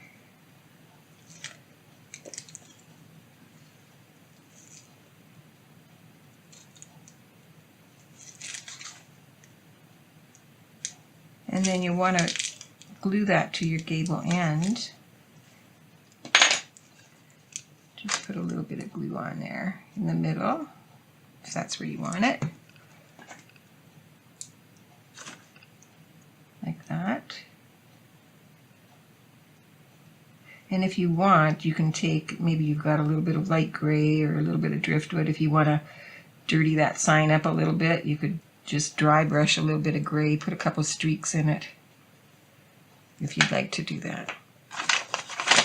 Now I'll show you how to put that on the end. First of all, we have to add that one rafter that we made.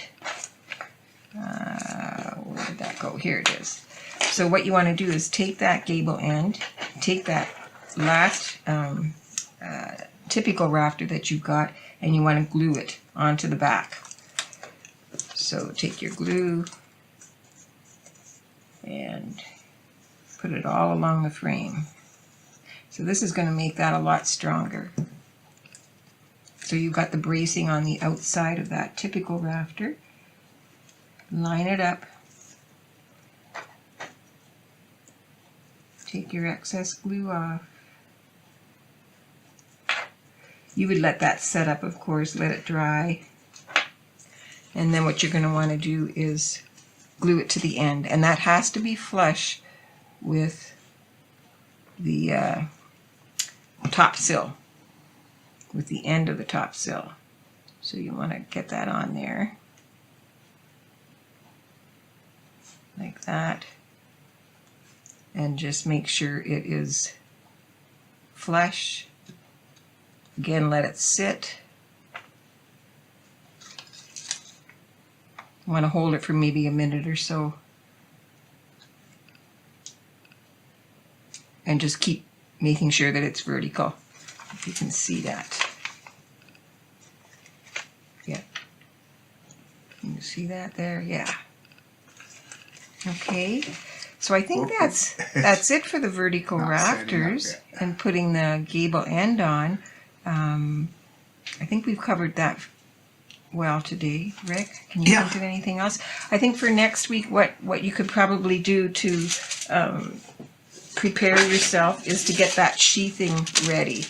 And what we usually do is give it a coat of your stain. Use one of your stains that you have there, maybe the light color that you are using for this bridge, and just brush it straight on, right from the bottle. Take your brush and brush it on, because that's going to be the underside of your roof. Okay, when you just do this on one side. Yeah, just do it on one side. Stick a piece of wax paper on top, and then a heavy book, and place it over each of the sheathing, and let that dry for a good hour or so, because it's going to minimize the warping. It'll still maybe have a little bit of a warp in it, but that'll come out. It'll come out when we glue it. Yeah, in the next session we're going to put that sheathing on and then put the shakes on. Okay, I think that's it. Looking good. Yeah. Like we said, that periodically through the process of the rafters, just eyeball it from one end to the other end to see that they're all the peaks are in line with each other, and not so much the outer sides here.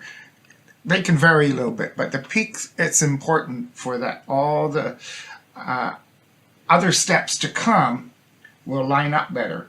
Like I can see we have one out right about there somewhere. Yeah. That we're going to have to adjust before, but you can see otherwise they go pretty straight. Okay, so that's it for this week. Yeah, that's it. Have fun doing all your homework and getting it this far. there's still a lot of work to do on this with the shakes and so on. Read over the instructions so yeah, it's fresh in your mind of what to do or what's coming. And we'll proceed next week. Thank you. Okay, thanks. Have a good one. So Jim, you were asking about where are these? Well, especially the Northeast had a lot of covered train bridges. There's covered bridges just for roads and so on throughout the Midwest and in the East, and there's a few in the West. West is not very big on covered bridges because of they just don't last very long because of the weather patterns and so on, the freezing and the thawing and the freezing and thawing. So mostly in the Northeast. Gotcha. Like you get New Hampshire and Vermont, they've got lots of them. Still, to this day, they still have them. Yeah. Anybody else have any questions for Rick or Marie? Well, folks, thank you so much for. Yeah, I have a question. I do have a question. What happens to be? Is it possible to make the kit longer? I wouldn't try it. Like you have to make the wall longer, the bridge longer, and everything. The way it is now, it's 50 foot. Okay, so the bridge is 50 foot, the walls are 50 foot, and the roofing is like 54 feet, like a 2 foot overhang on each end. So it's really difficult. What to do for that is maybe get two bridges, two of the kits, and because that's not uncommon. The thing about doing two put together, you would have to have some type of pier in the middle to support that where that joint is. But it's quite feasible, yes. And like another way of doing it is to do a queen post and a king post bridge together. There's different ways. All right, thank you. How's your building coming? How's my building coming? Well, what do you think? All right, look at that. That looks great. That's cool. That's good. Thank you. A good student. Thanks, Ed. But thank you so much, Rick, Marie. Thank you, and we'll see you next week. Thanks, Jim. See you later. Yes, sir. Well, now let's turn to our next build along for this evening. And this has got Jim Murphy building one of David Vaughn's wit and wisdom models of John Armstrong's great diner, Nighthawk Cafe. So, Jim, welcome.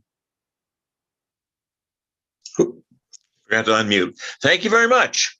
I'm going to share my screen now with a video. Share. And let's see, got to find the right, just takes a moment to find in my directory here.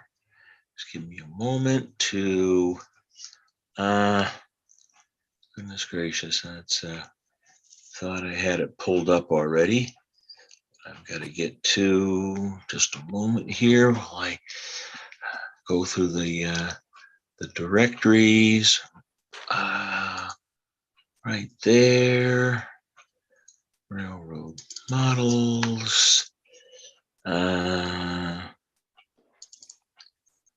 Diorama, and we are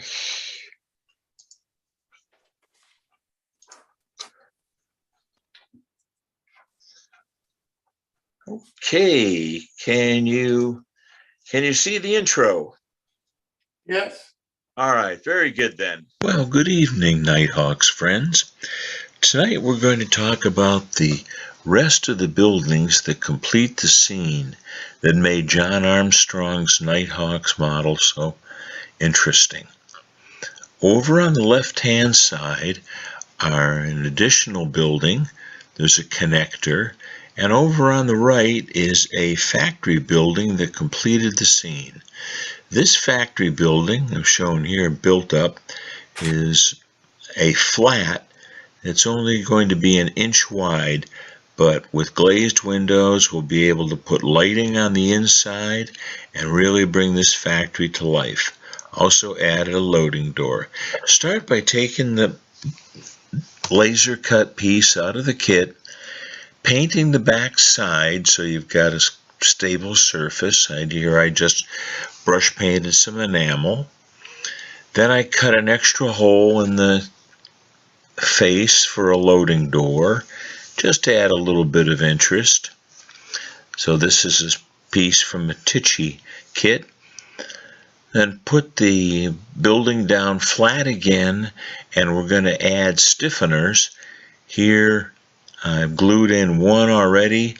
Use a weight to hold the board flat. Add the other stiffener with some weights and some angle iron to make it stable.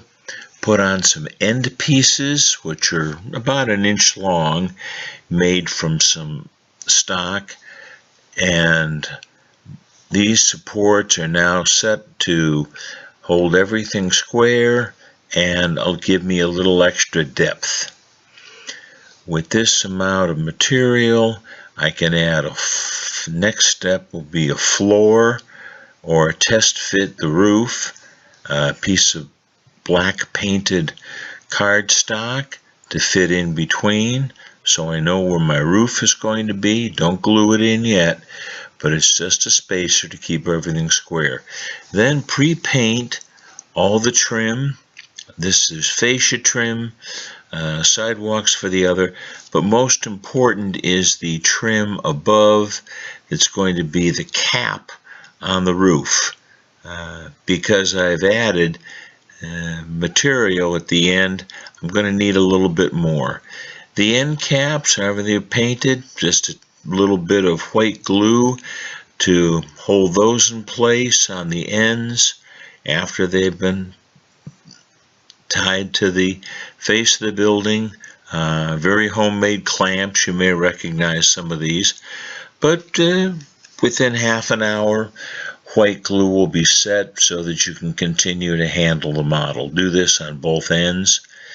Here's the roof being test fit again, and then final gluing into that, into the between. This will also act as a spacer to keep the ends square.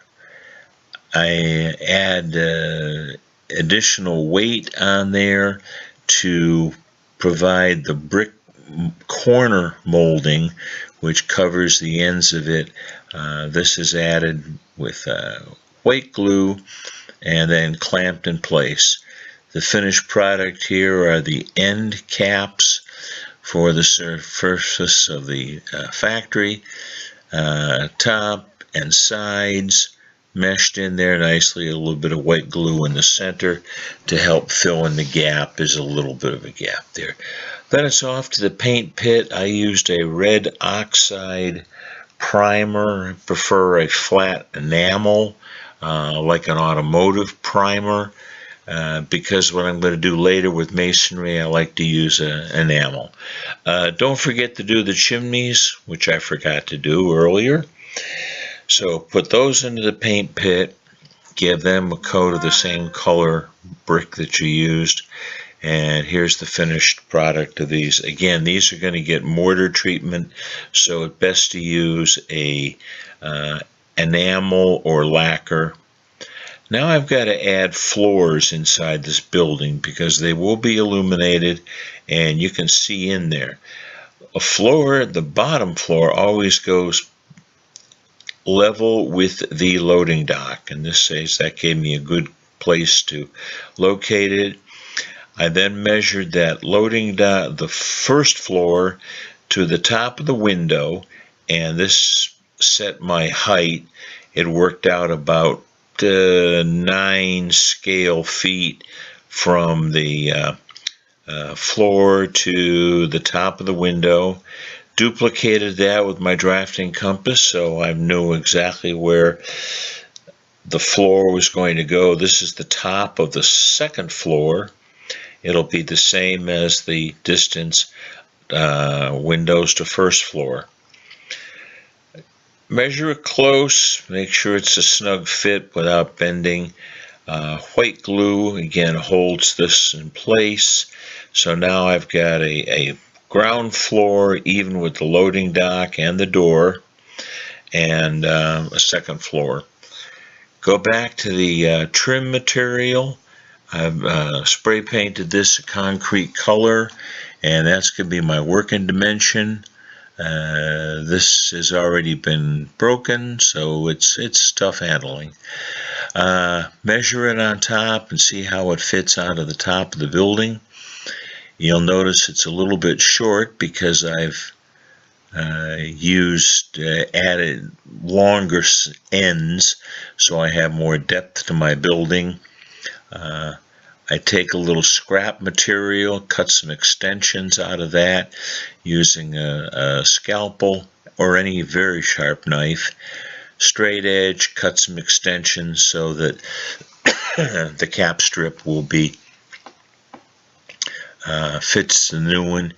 Here you can see the extensions added onto the cap strip, and in here is a piece, because my ends are a little bit wider, I had to add an extension to the inside of this cap strip. Little white glue on top, glue both surfaces, glue it together. Next comes the most fun part of it, and that's adding mortar to the brickwork on the factory. I use Robert's brick mortar material. It's a thick material. You mix it, water base. Here's the information on it, robertsbrickmortar.com. Not very original, but it's very good for any plastic or fiberboard material that's been primed with a lacquer or an epoxy. As I was working here, I used a cotton swab on some of the other places because it's just real easy to use. Stir it thoroughly, it's going to settle. Add a little water if you need to. And once it's dried, you polish it and you get a very, very effective mortar of tech. All I'm doing is using a very lightly damp cloth and rubbing it afterwards. Here again, watching the factory surface, using a wide brush, apply it liberally and completely get it into the cracks, and then when you wipe it down with a wet cloth, scrub it in, you get a very, very effective mortar process going on there. Really makes the front of the facade look good. Looking back again at the top after rubbing there, this is where I had to add extensions, fitting up the top cap strip and putting in an extra piece in the end. On the bottom material, there's a concrete foundation made, looks like large concrete block or fieldstone, and on the ends I just weighted it down. Also supplied a 3D printed set of stairs, cleaned that up and painted the same concrete color as you used on the cap strips. Once I had the door opening and the loading door openings, all the windows went into the paint pit. They fit very nicely. A dab of glue on the inside to hold them in position. Once that was set up, it was time to glaze the windows. Do any weathering you want to do before you do this glazing part. But once the windows are all set in place, I use liquid PSA, which is a pressure sensitive adhesive. That goes onto the backs of the window, and that will hold the acrylic glazing in place. I found it easier to cut my own. The material that came with the kit wouldn't quite fit. So once the windows are glazed, I put the top onto the ends and put the end caps in place. A little bit of weathering to vary the color of the block down in the basement. Just a little craft paint of a slightly different shade that goes over the material. Some India ink washes to drip around the windows that gives you a nice weathered look.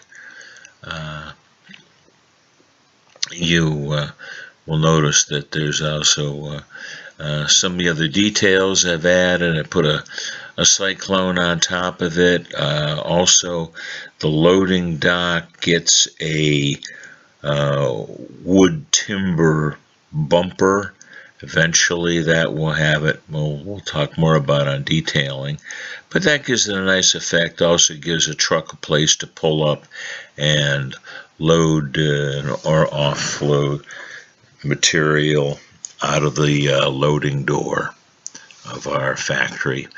Here's the finished product. You may wonder later on what became of the exhaust vent that was part of the diner area. That's been moved to the factory along with a steam vent that goes up. Next, the most fun part of it, and that's the back buildings, the barber shop and other places that appear in Hopper's painting called Sunday Morning, developed in 1926. Again, with the rest of the buildings, we have laser cut pieces. You'll notice they're solid walls, so we start with a coat of primer on both sides to keep these pieces from warping. I used a gray primer on the outside and then put the building walls in place just to let those creative juices flow. And I realized I had a big blank wall that just begged to be turned into a little more functional factory. Back wall the same way. Kind of plain, not much going on, so maybe another storefront goes in there. And titchy windows are really easy to come by. So let your ideas go. This is something that's seldom used, but needs more attention. That's a jeweler's saw. It's excellent for cutting very, very thin material because it's made for cutting thin metal in jewelry making. It also allows you to just drill a hole through your material, loosen the blade, put the blade back in, and now you can cut an internal surface. With a little practice, you can go through this fiberboard material quite readily. You do have to practice. The first thing I did was cut the hole twice and it was still too big. So what I have here is on that upper window is filler with a piece of styrene and a little body putty to make that opening correct. The later openings for the double door and for the single door came out much better. With practice, you can get quite good at this. Now we move to the front of the facade, and the storefronts have recessed doors that are all laser cut. You assemble these boxes.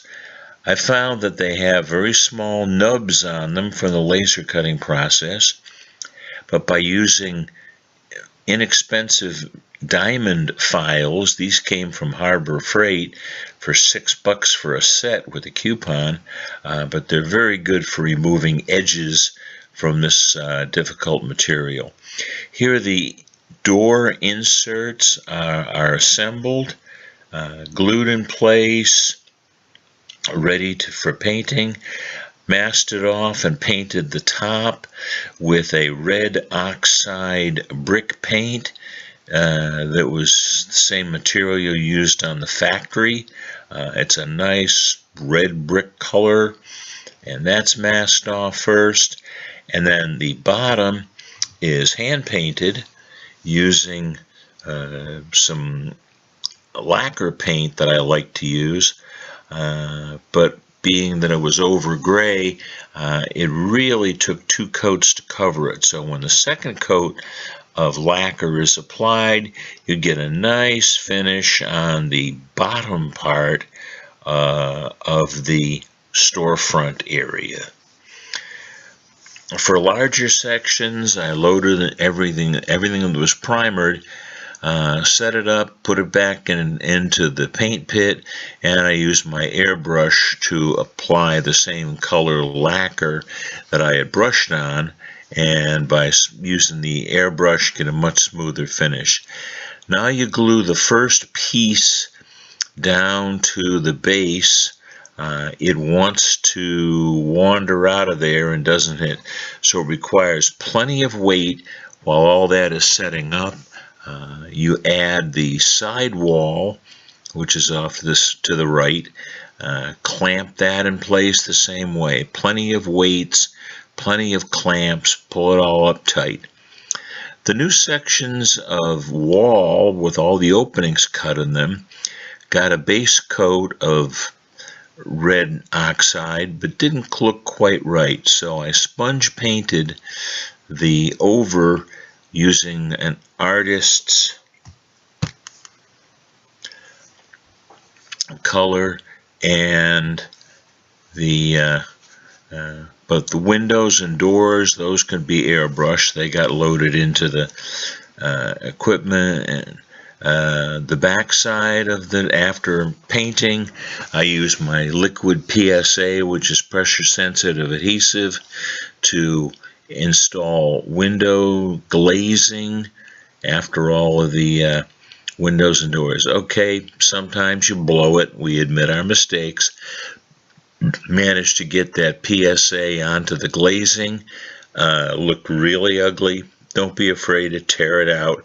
Cut yourself a new piece of acrylic and drop a nice clean, again, use gloves, use tweezers, don't touch it with your hands. Here's the finished product with the glazing in place on the windows above and on the storefront. Makes for a very nice effect. That's all pre-glazed and then put into it. Because I'm going to have a second floor in the building, the floor requires a support all the way around the bottom. I measured up with a compass and went around the inside. Here I applied the floor supports before I did the interior painting. Again, so much easier to do this when the walls are flat prior to assembly. The piece on the right is to make a divider that I'm showing here in a view block. One color on the inside, another color on the outside, and this makes a lovely view block. These two windows will probably be dark, whereas the other windows will be illuminated. This is glued to the floor, so it can all be removed, and I can get access to the lower floor to do the same thing with lighting and view block through there. I've added this concrete floor under the steps there, looking in from the end in what looks more like a loft. This is the side entrance to the hardware store behind us, a nice loft area above, and the red wall in there. This is the two pieces of roof trim that are joints here and here. I glued them in place using ACC, but put a piece of wax paper underneath so I could take them apart. Here's the roof trim glued to the roof. That's the inner side, so that white trim is in place already, and fascia to the outside that forms a cap and a rim around it so that the roof is completely removable and held in place. Next is the front of the facade, and starting with these corbels. These are lovely little pieces. They're beautifully carved. Just don't sneeze. You get a couple of extras, probably because if you drop one, you'll never find it. Once the corbels are cut out, a little bit of white glue and a pair of tweezers and some patience, your corbels will drop right into the strips that form the trim at the top of the roof. Here's side view. Again, working off a piece of masking tape is great to keep these little guys from flying all over your workbench. Once they're all glued together, then you separate the pieces, primer them. All these pieces have been primed either white or gray. This is the front fascia with a couple of trim strips added and some scrap material that I'm going to paint green. This will all be pieces used for the front. Into the spray booth it goes, along with some window materials and other odds and ends. Get your airbrush out, and this is where the really fine painting comes in, and I happen to use that. Some leftover flow quill, but the finished product of whatever you use for lacquer or fine Vallejo paints, you get a very, very nice top crown molding at the top of the roof. Again, a piece of fascia all around, and that holds the roof in place. Here we're almost finished with it. The front facade is still not finished because I've got a lot of detailing to do on the inside of the first floor businesses, as well as some detailing in the upstairs. Yeah, 3/4 view of the sidewalk is in place. That's going to help us finish the model once it's all glued down to the base. Again, the roofs are removable. The facade is I can access through the front windows until the glazing is there. And now it's time to just sit down and think a little bit. Sitting there in another Edward Hopper painting, wondering what we're going to do on the next one. And that's going to be on electrical. What's going to light up our life. Thank you.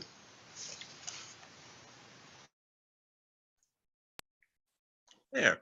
Well, I hope you enjoyed, and I took the liberty of not being embarrassed by my mistakes, because I've always been convinced that you become a better modeler when you goof up and you find a way around it to make the part better.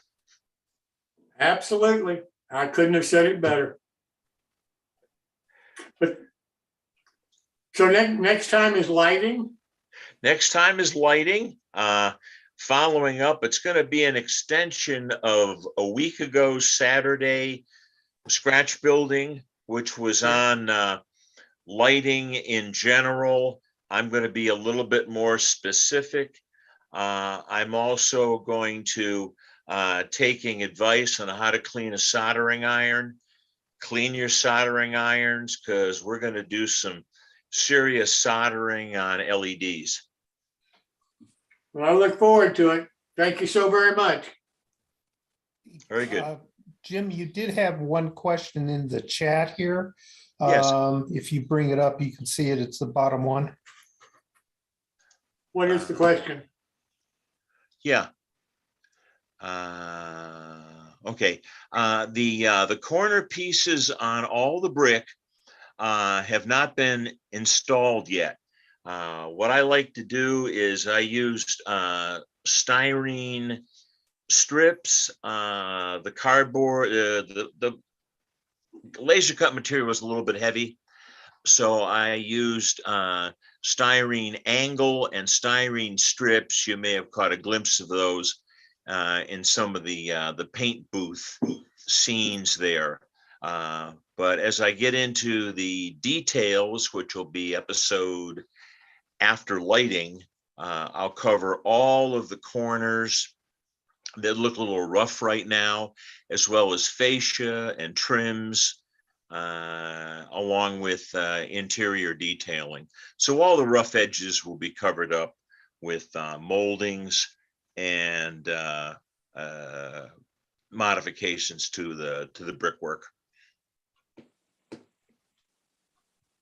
Anybody else have any questions for Jim tonight?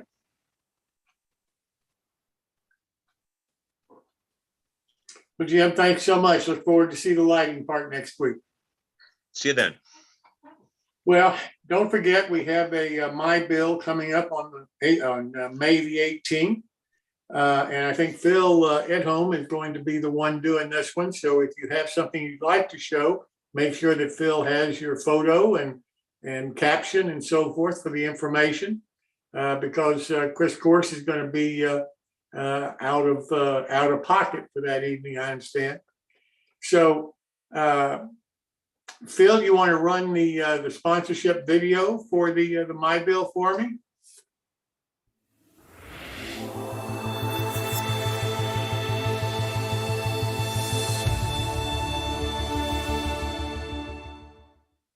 Welcome to the world of scale, O and S railroading. We are your resource for all O and S scale modeling.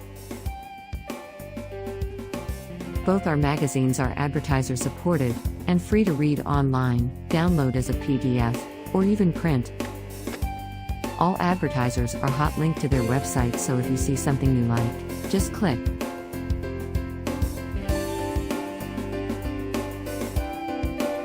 Please check out our websites for the current issues. All back issues available free for the O-Scale Resource and the S-Scale Resource magazines. And, if you are a manufacturer, distributor, or retail establishment, please contact us through our website for advertising opportunities. All right, so that's going to be the next My Bill. And we're looking forward to that, because it really is an opportunity for you to show us what you're building and how it's coming along and what techniques you use. So if you have a model that's under construction or finished, hope you'll send Phil at home your photo of it with the caption, and we'll get it included on the My Bill on May the 18th. Well, that's it for this evening. Before I go, I want to remind you one more time, if you have not subscribed to our YouTube channel, New Tracks Modeling, hope you will, and ring the bell so that you'll know about all our future shows. And with that said, I'd like to turn this over to Clark Cooney for our after show. Clark, welcome.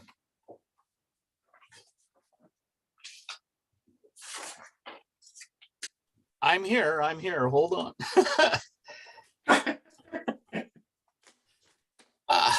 Hello, welcome to the after show. How is everybody tonight?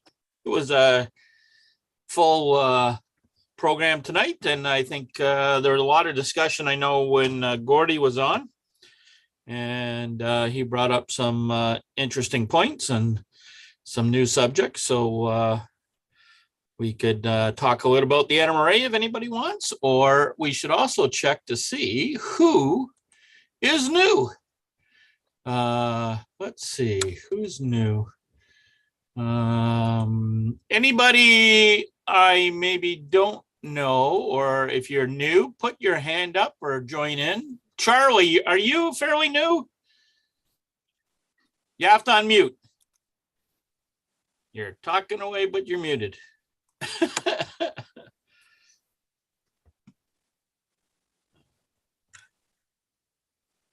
Let's see.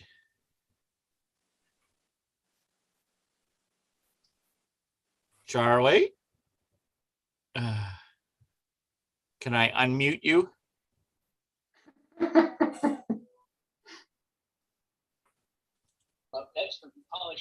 There, Charlie, you're unmuted.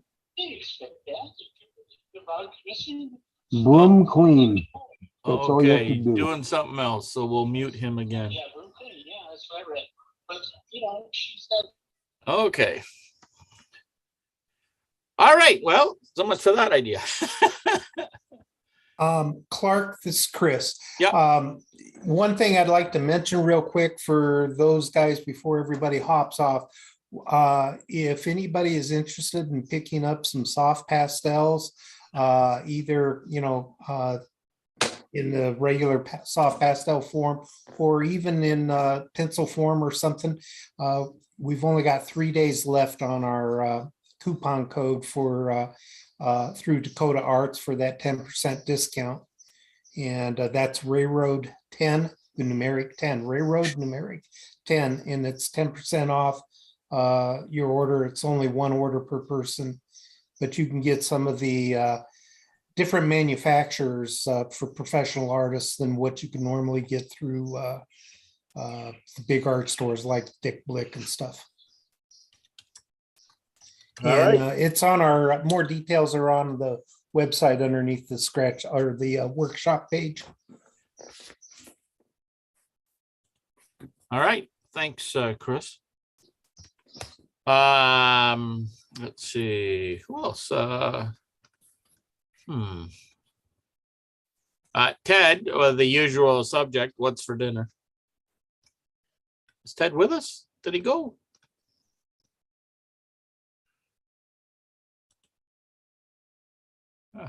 Maybe he did. He's going to eat dinner. Apparently. Apparently. Slow on the draw tonight there, Clark. Yeah. Phil. I see. Okay, so Phil's put his information in there for the My Build. So if you got some photos and stuff, send them to Phil. And boy, everybody's kind of quiet out here tonight. All right. A lot of info to take in tonight with the Gordy's presentation. Yeah. Yeah. So, but he's right. There was quite a discussion there. And one of the things, people say, oh, my division isn't doing much or whatever. And that happens, you get division people that are there and maybe not are as exciting as others. And so people don't show up, but you have to get involved with your division. That's where, especially where the local guys are, and take advantage of it. You'll enjoy meeting those guys, and then you can always go on to the region. So let's see, who else? All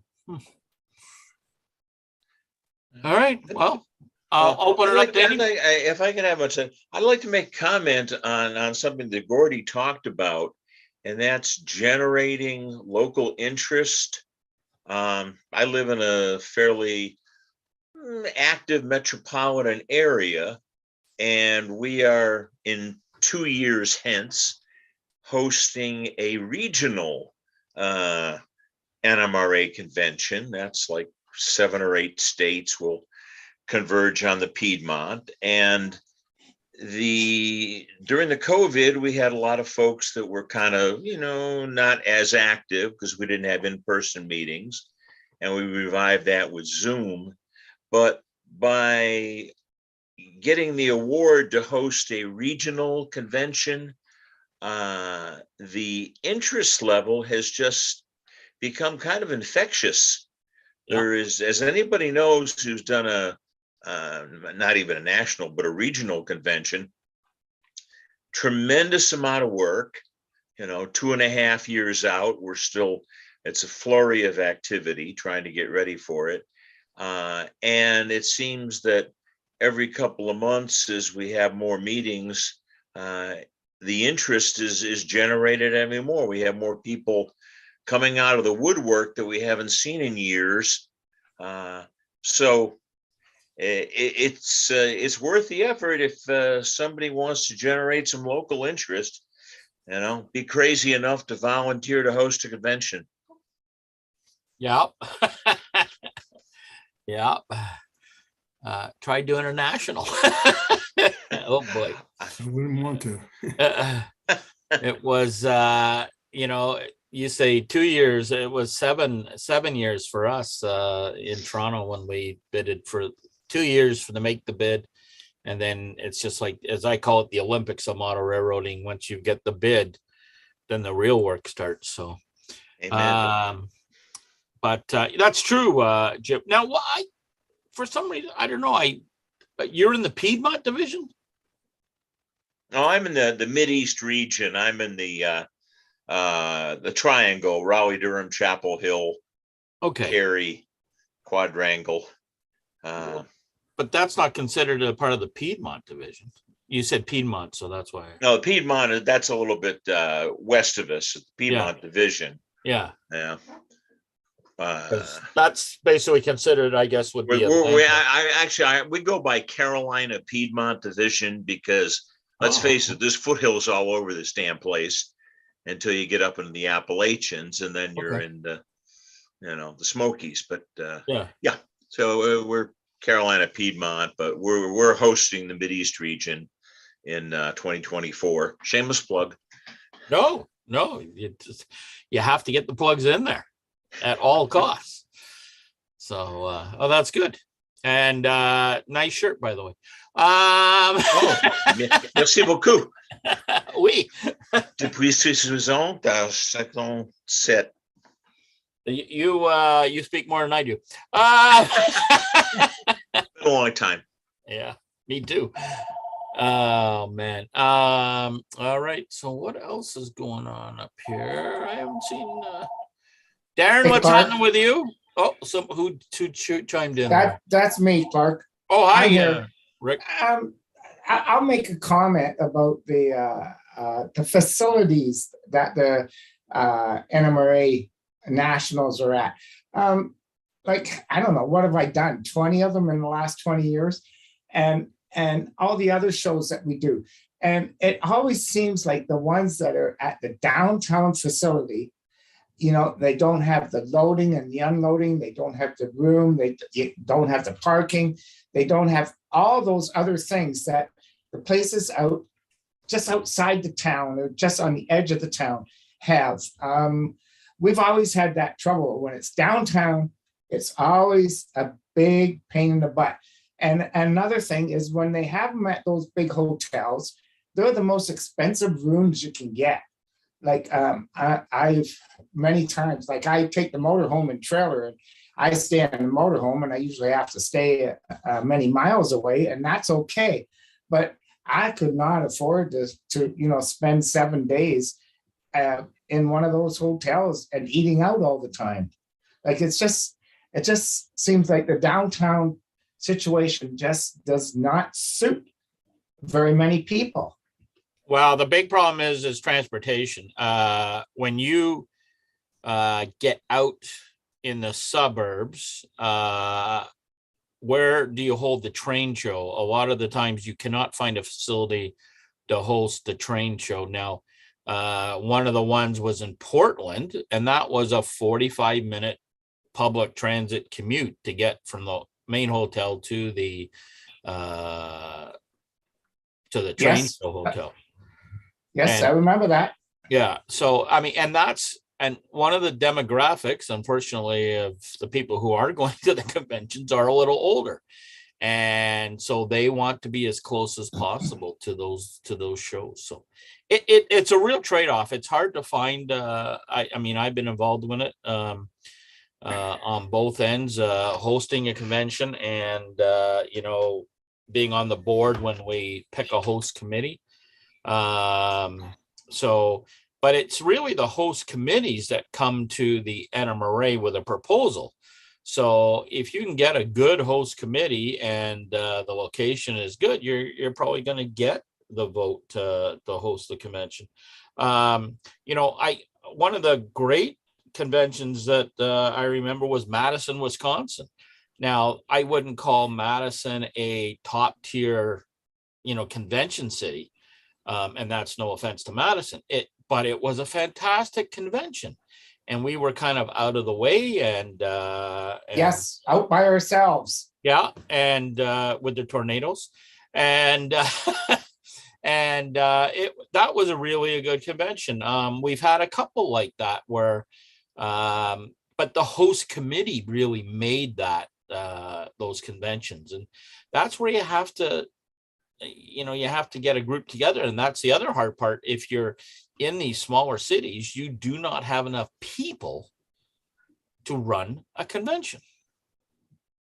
And that becomes a problem. Well, is there any way that there can be, I think Gordy touched on a little bit, like a few people who are a national, and they can be the base for We helping out we did that. those We did that. groups? We did that once. We had a whole committee that took over certain parts of the convention. And we did that for about 5 or 6 years. And they had a whole program. They would look after the registration, because that's kind of a same thing every year. You don't have to reinvent it. So all that was done, but it still came down to you need people on the ground. And the other thing was that people found that the convention started to become really punches of the same thing every year, because there wasn't enough local flavor. Clark? Yep. Question. He was saying about the NMRA needs exposure. Yeah. And it used to be when we had real live brick and mortar hobby shops. Yeah. That's where the exposure always was. You Yep. always had a cardboard poster or whatever. Yeah. Now, my comment is, wouldn't it behoove both us as modelers and the NMRA to have someone, to have different divisions jump into a group like this, like what we're doing here on the Zoom meeting, and give us that exposure, give people the exposure?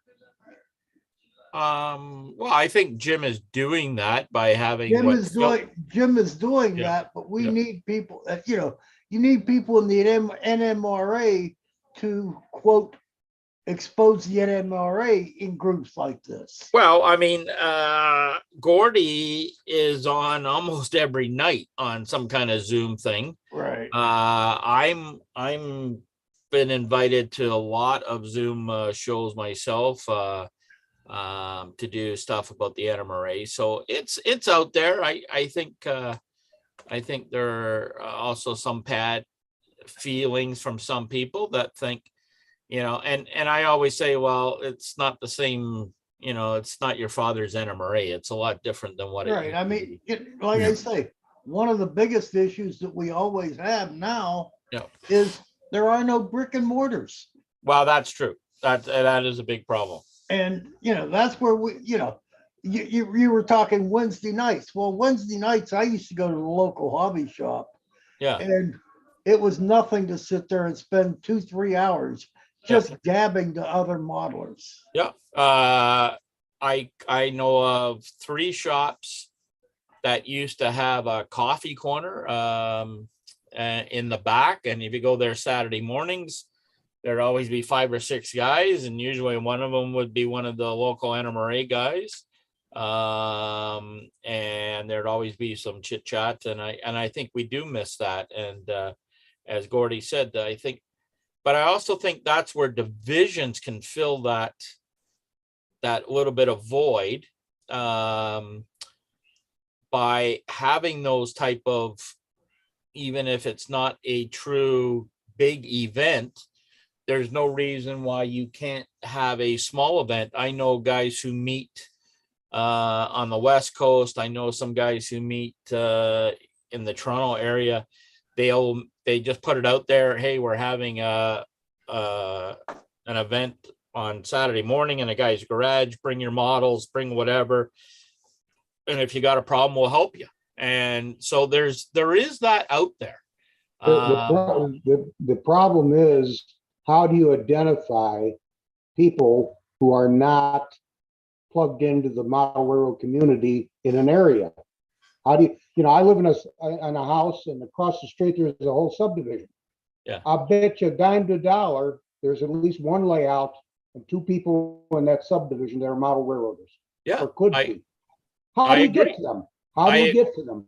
That's a good question, because some of these guys are loners. They are loners. And to try and get them out of that comfort zone is very difficult. I think I know in our area, even here, I live in a little town in the middle of nowhere, and They have a model railroad club, and there's about 14 guys that are a pretty good base. And then there is probably 7 or 8 guys that float in and out. And how do you get them to join the NMRA? Well, if they're in a model railroad club, you go to the club and you advertise there. But how do you identify the lone wolves, the people that are new to the area, when you don't have a hobby shop? You're right about the hobby shop being a social hub. Yeah, and that's where you also, but at the train meets, most loaners will go to a train meet, especially a flea market, because everybody's looking for a deal. If they're on the mailing list. No, I disagree. I know lots of guys who I only see at the flea markets, and but they don't need a mailing list. They look on into the web or whatever, and they'll see on Facebook that there's such and such going on. There are lots of venues out there that people can make contact with. But the trick is to have a hook to get them to participate. And a lot of guys will say, well, I'm not really a club guy. Okay, that's fine. I get that. And some go, oh, well, NMRA, I was an NScaler 40 years ago and the NMRA did me wrong. Okay, well, whatever. I hope you find another organization that suits your needs. But, there's some guys you'll just never bring into it. Now, there's lots of younger guys that are into the prototype modelers. They're not into steam, and they're not they're into today's railroading. Yeah. And you'll find them at prototype meets, and that's where the NMRA guys have to be hanging around a little bit and get them to come out. But and people you're touching on something that's one of my pet peeves. Everybody talks about the future model railroaders.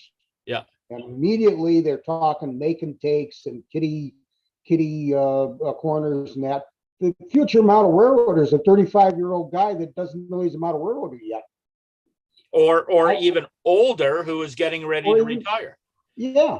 And I can tell you that is a fact. The NMRA used to get attacked all the time by saying, oh, you should be getting kids into the hobby.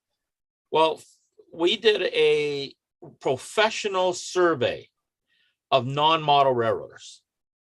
And you know what it told us? Our demographic is the 35 to 55-year-old group who have excess income, excess time, and are looking for something to do when they retire. Exactly. And that's where a lot of the emphasis was put on that, and a lot of people poo-pooed it. But that is the fact. That is the fact. And that was professional. Yeah. That was a professional focus group. It wasn't some 2-bit survey. That was done by it was actually volunteered by a guy who did professional surveys. So you talk to your average NMRA member about the model railroader of the future, they're immediately going to getting kids involved. And I knew 2,000 kids between grade school and high school. Yep. And everybody had electric trains. Yep. Yeah, it was the only question was, did you have 2-rail or 3-rail? Was it Lionel or American Flyer? And did you have 1 sheet of plywood or 2? Yep. That was the area I grew up in. As far as I can tell, I am the only adult model railroader of all those people that I knew in high school and grade school. Yeah. So, we actually had a model railroad club in high school. And I know of that club, including the 2 teachers, there was probably about 12 of us in total, including the 2 teachers. I would say I know 5 guys who have got layouts that are getting ready to retire or retired like me. And the 2 teachers who are long retired are still building railroads. That's great. But how do you, and And out of those guys, I can tell you there's probably 5 NMRA members, maybe about 50%. But the other thing, divisions, I say this because I mean, I was a region president. I was the vice president of the NMRA. I know it's that guy who's the division leader, who's the superintendent, who makes things exciting and fun. We had a division, they'd get maybe 10 or 12 people out. This leadership group took it over. They promoted it as best they could, but what they did was they made it super fun. And all of a sudden they had 125 people showing up at every month. Wow. Because if you weren't there, people would say, oh man, you didn't come to that meet. It was fantastic. It was blah, blah, blah. And that's what made that. The next year or the 2 years later, when another guy retired or took over, he wasn't the dynamic guy that this other guy was. And we went down about 80 guys a month. And then by the time the third guy took over, well, he was a dud and we had 25 guys again. and that's hard to get those leadership quality guys to make it exciting, to make it fun. And I can tell you, the guys, when they were doing the bigger ones, they had guys lined up. Oh, hey, can I take tickets for you? Can I do this? Can I do that for you? You know, it really makes a big difference when you're having fun. Gary Shergold, you've run a couple of conventions and stuff. You know what I'm talking about. Exactly. You know, and if you make it fun, guys want to participate with you. You know. Yeah. The like you were talking about the divisions. Yeah. In my opinion, it's the divisions that are keeping the NMRA going, especially the active ones. Yeah. Because they're out there, they're mentoring, they're promoting the hobby.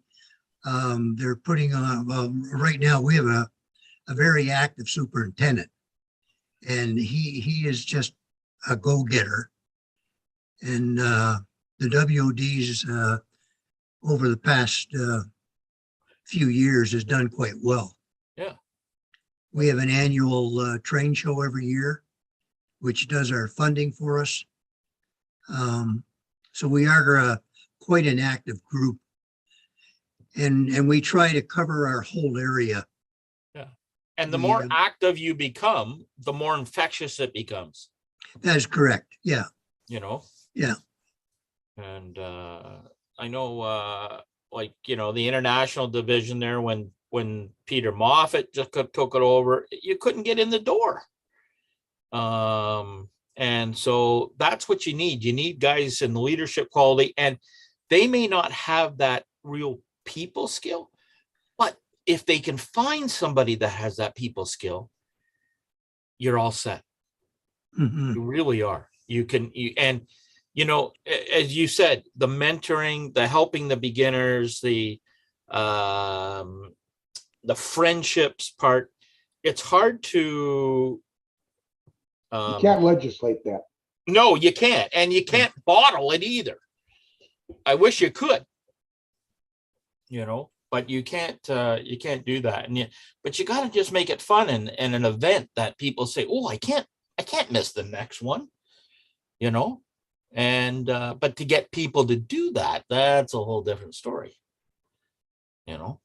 One of the nice things too is these make and take clinics. Absolutely. They attract people. That is the number one thing. If you are showing people, I always say this, you know, when we did clinics or even seminars, when we had the big Toronto Train Show, I'd say, if I can show you how to build a tree for 3 cents instead of buying a package for $21, you can pay for your NMRA membership. And people would go, oh, okay. Or you look at today's partnership program. I mean, if you're buying anything from Micromart, if you're buying anything in probably 2 orders, you have saved enough money to pay for your basic NMRA membership. I mean, and people really should look at that, and we should sell that even more than what we do. So I also should sell people that are NMRA members to participate in things like the Amazon deal, where Amazon's a partner or pays money to NMRA on all of your purchases. yeah, and there's a lot of things, that, to be honest, some of the, I'm trying to be polite. Some of the board members have to get a little bit more up with the times. This finally going digital. I mean, that's a huge step for the NMRA. And I tried to bring them into the 20th century, never mind 21st century. And I think Gordy finally did it kicking and screaming, some of those guys, but at least he did it. And there's a lot of progress that Gordy has made, and some of the younger board members and newer board members have sort of changed the face. But as Gary just said, the real road, or where the rubber meets the road, is at divisions. And if those guys in divisions can make it fun and exciting to go to an NMRA meet, your battle is halfway over. So, anyway, enough of the soapbox, I guess. Hey, it's all promotion. Yep. So, and to Rick's point about the, Gary, to Rick's point about the convention sites, they did a study about chopping the NMRA convention down to shorter days. That really didn't save any money, believe it or not. It really didn't save any money, because what the hotels did, they just tried to get the money out of you over the 4 days. Yeah. So yeah. You had mentioned the Madison convention. Yeah. What year was the one you were talking about? Oh, Madison was quite a few years ago now. Do you remember, Rick, what year that was?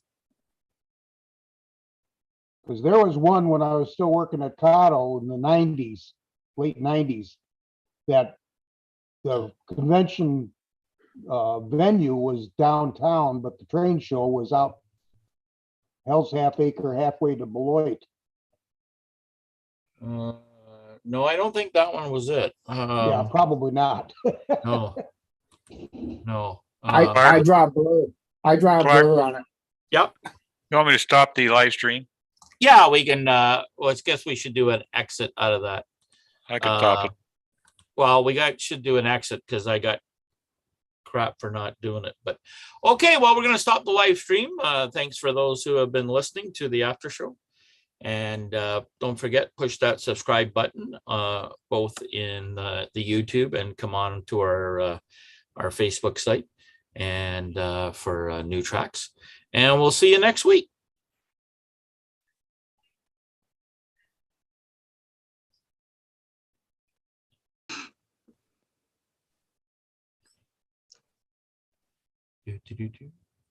I'll stop the recording.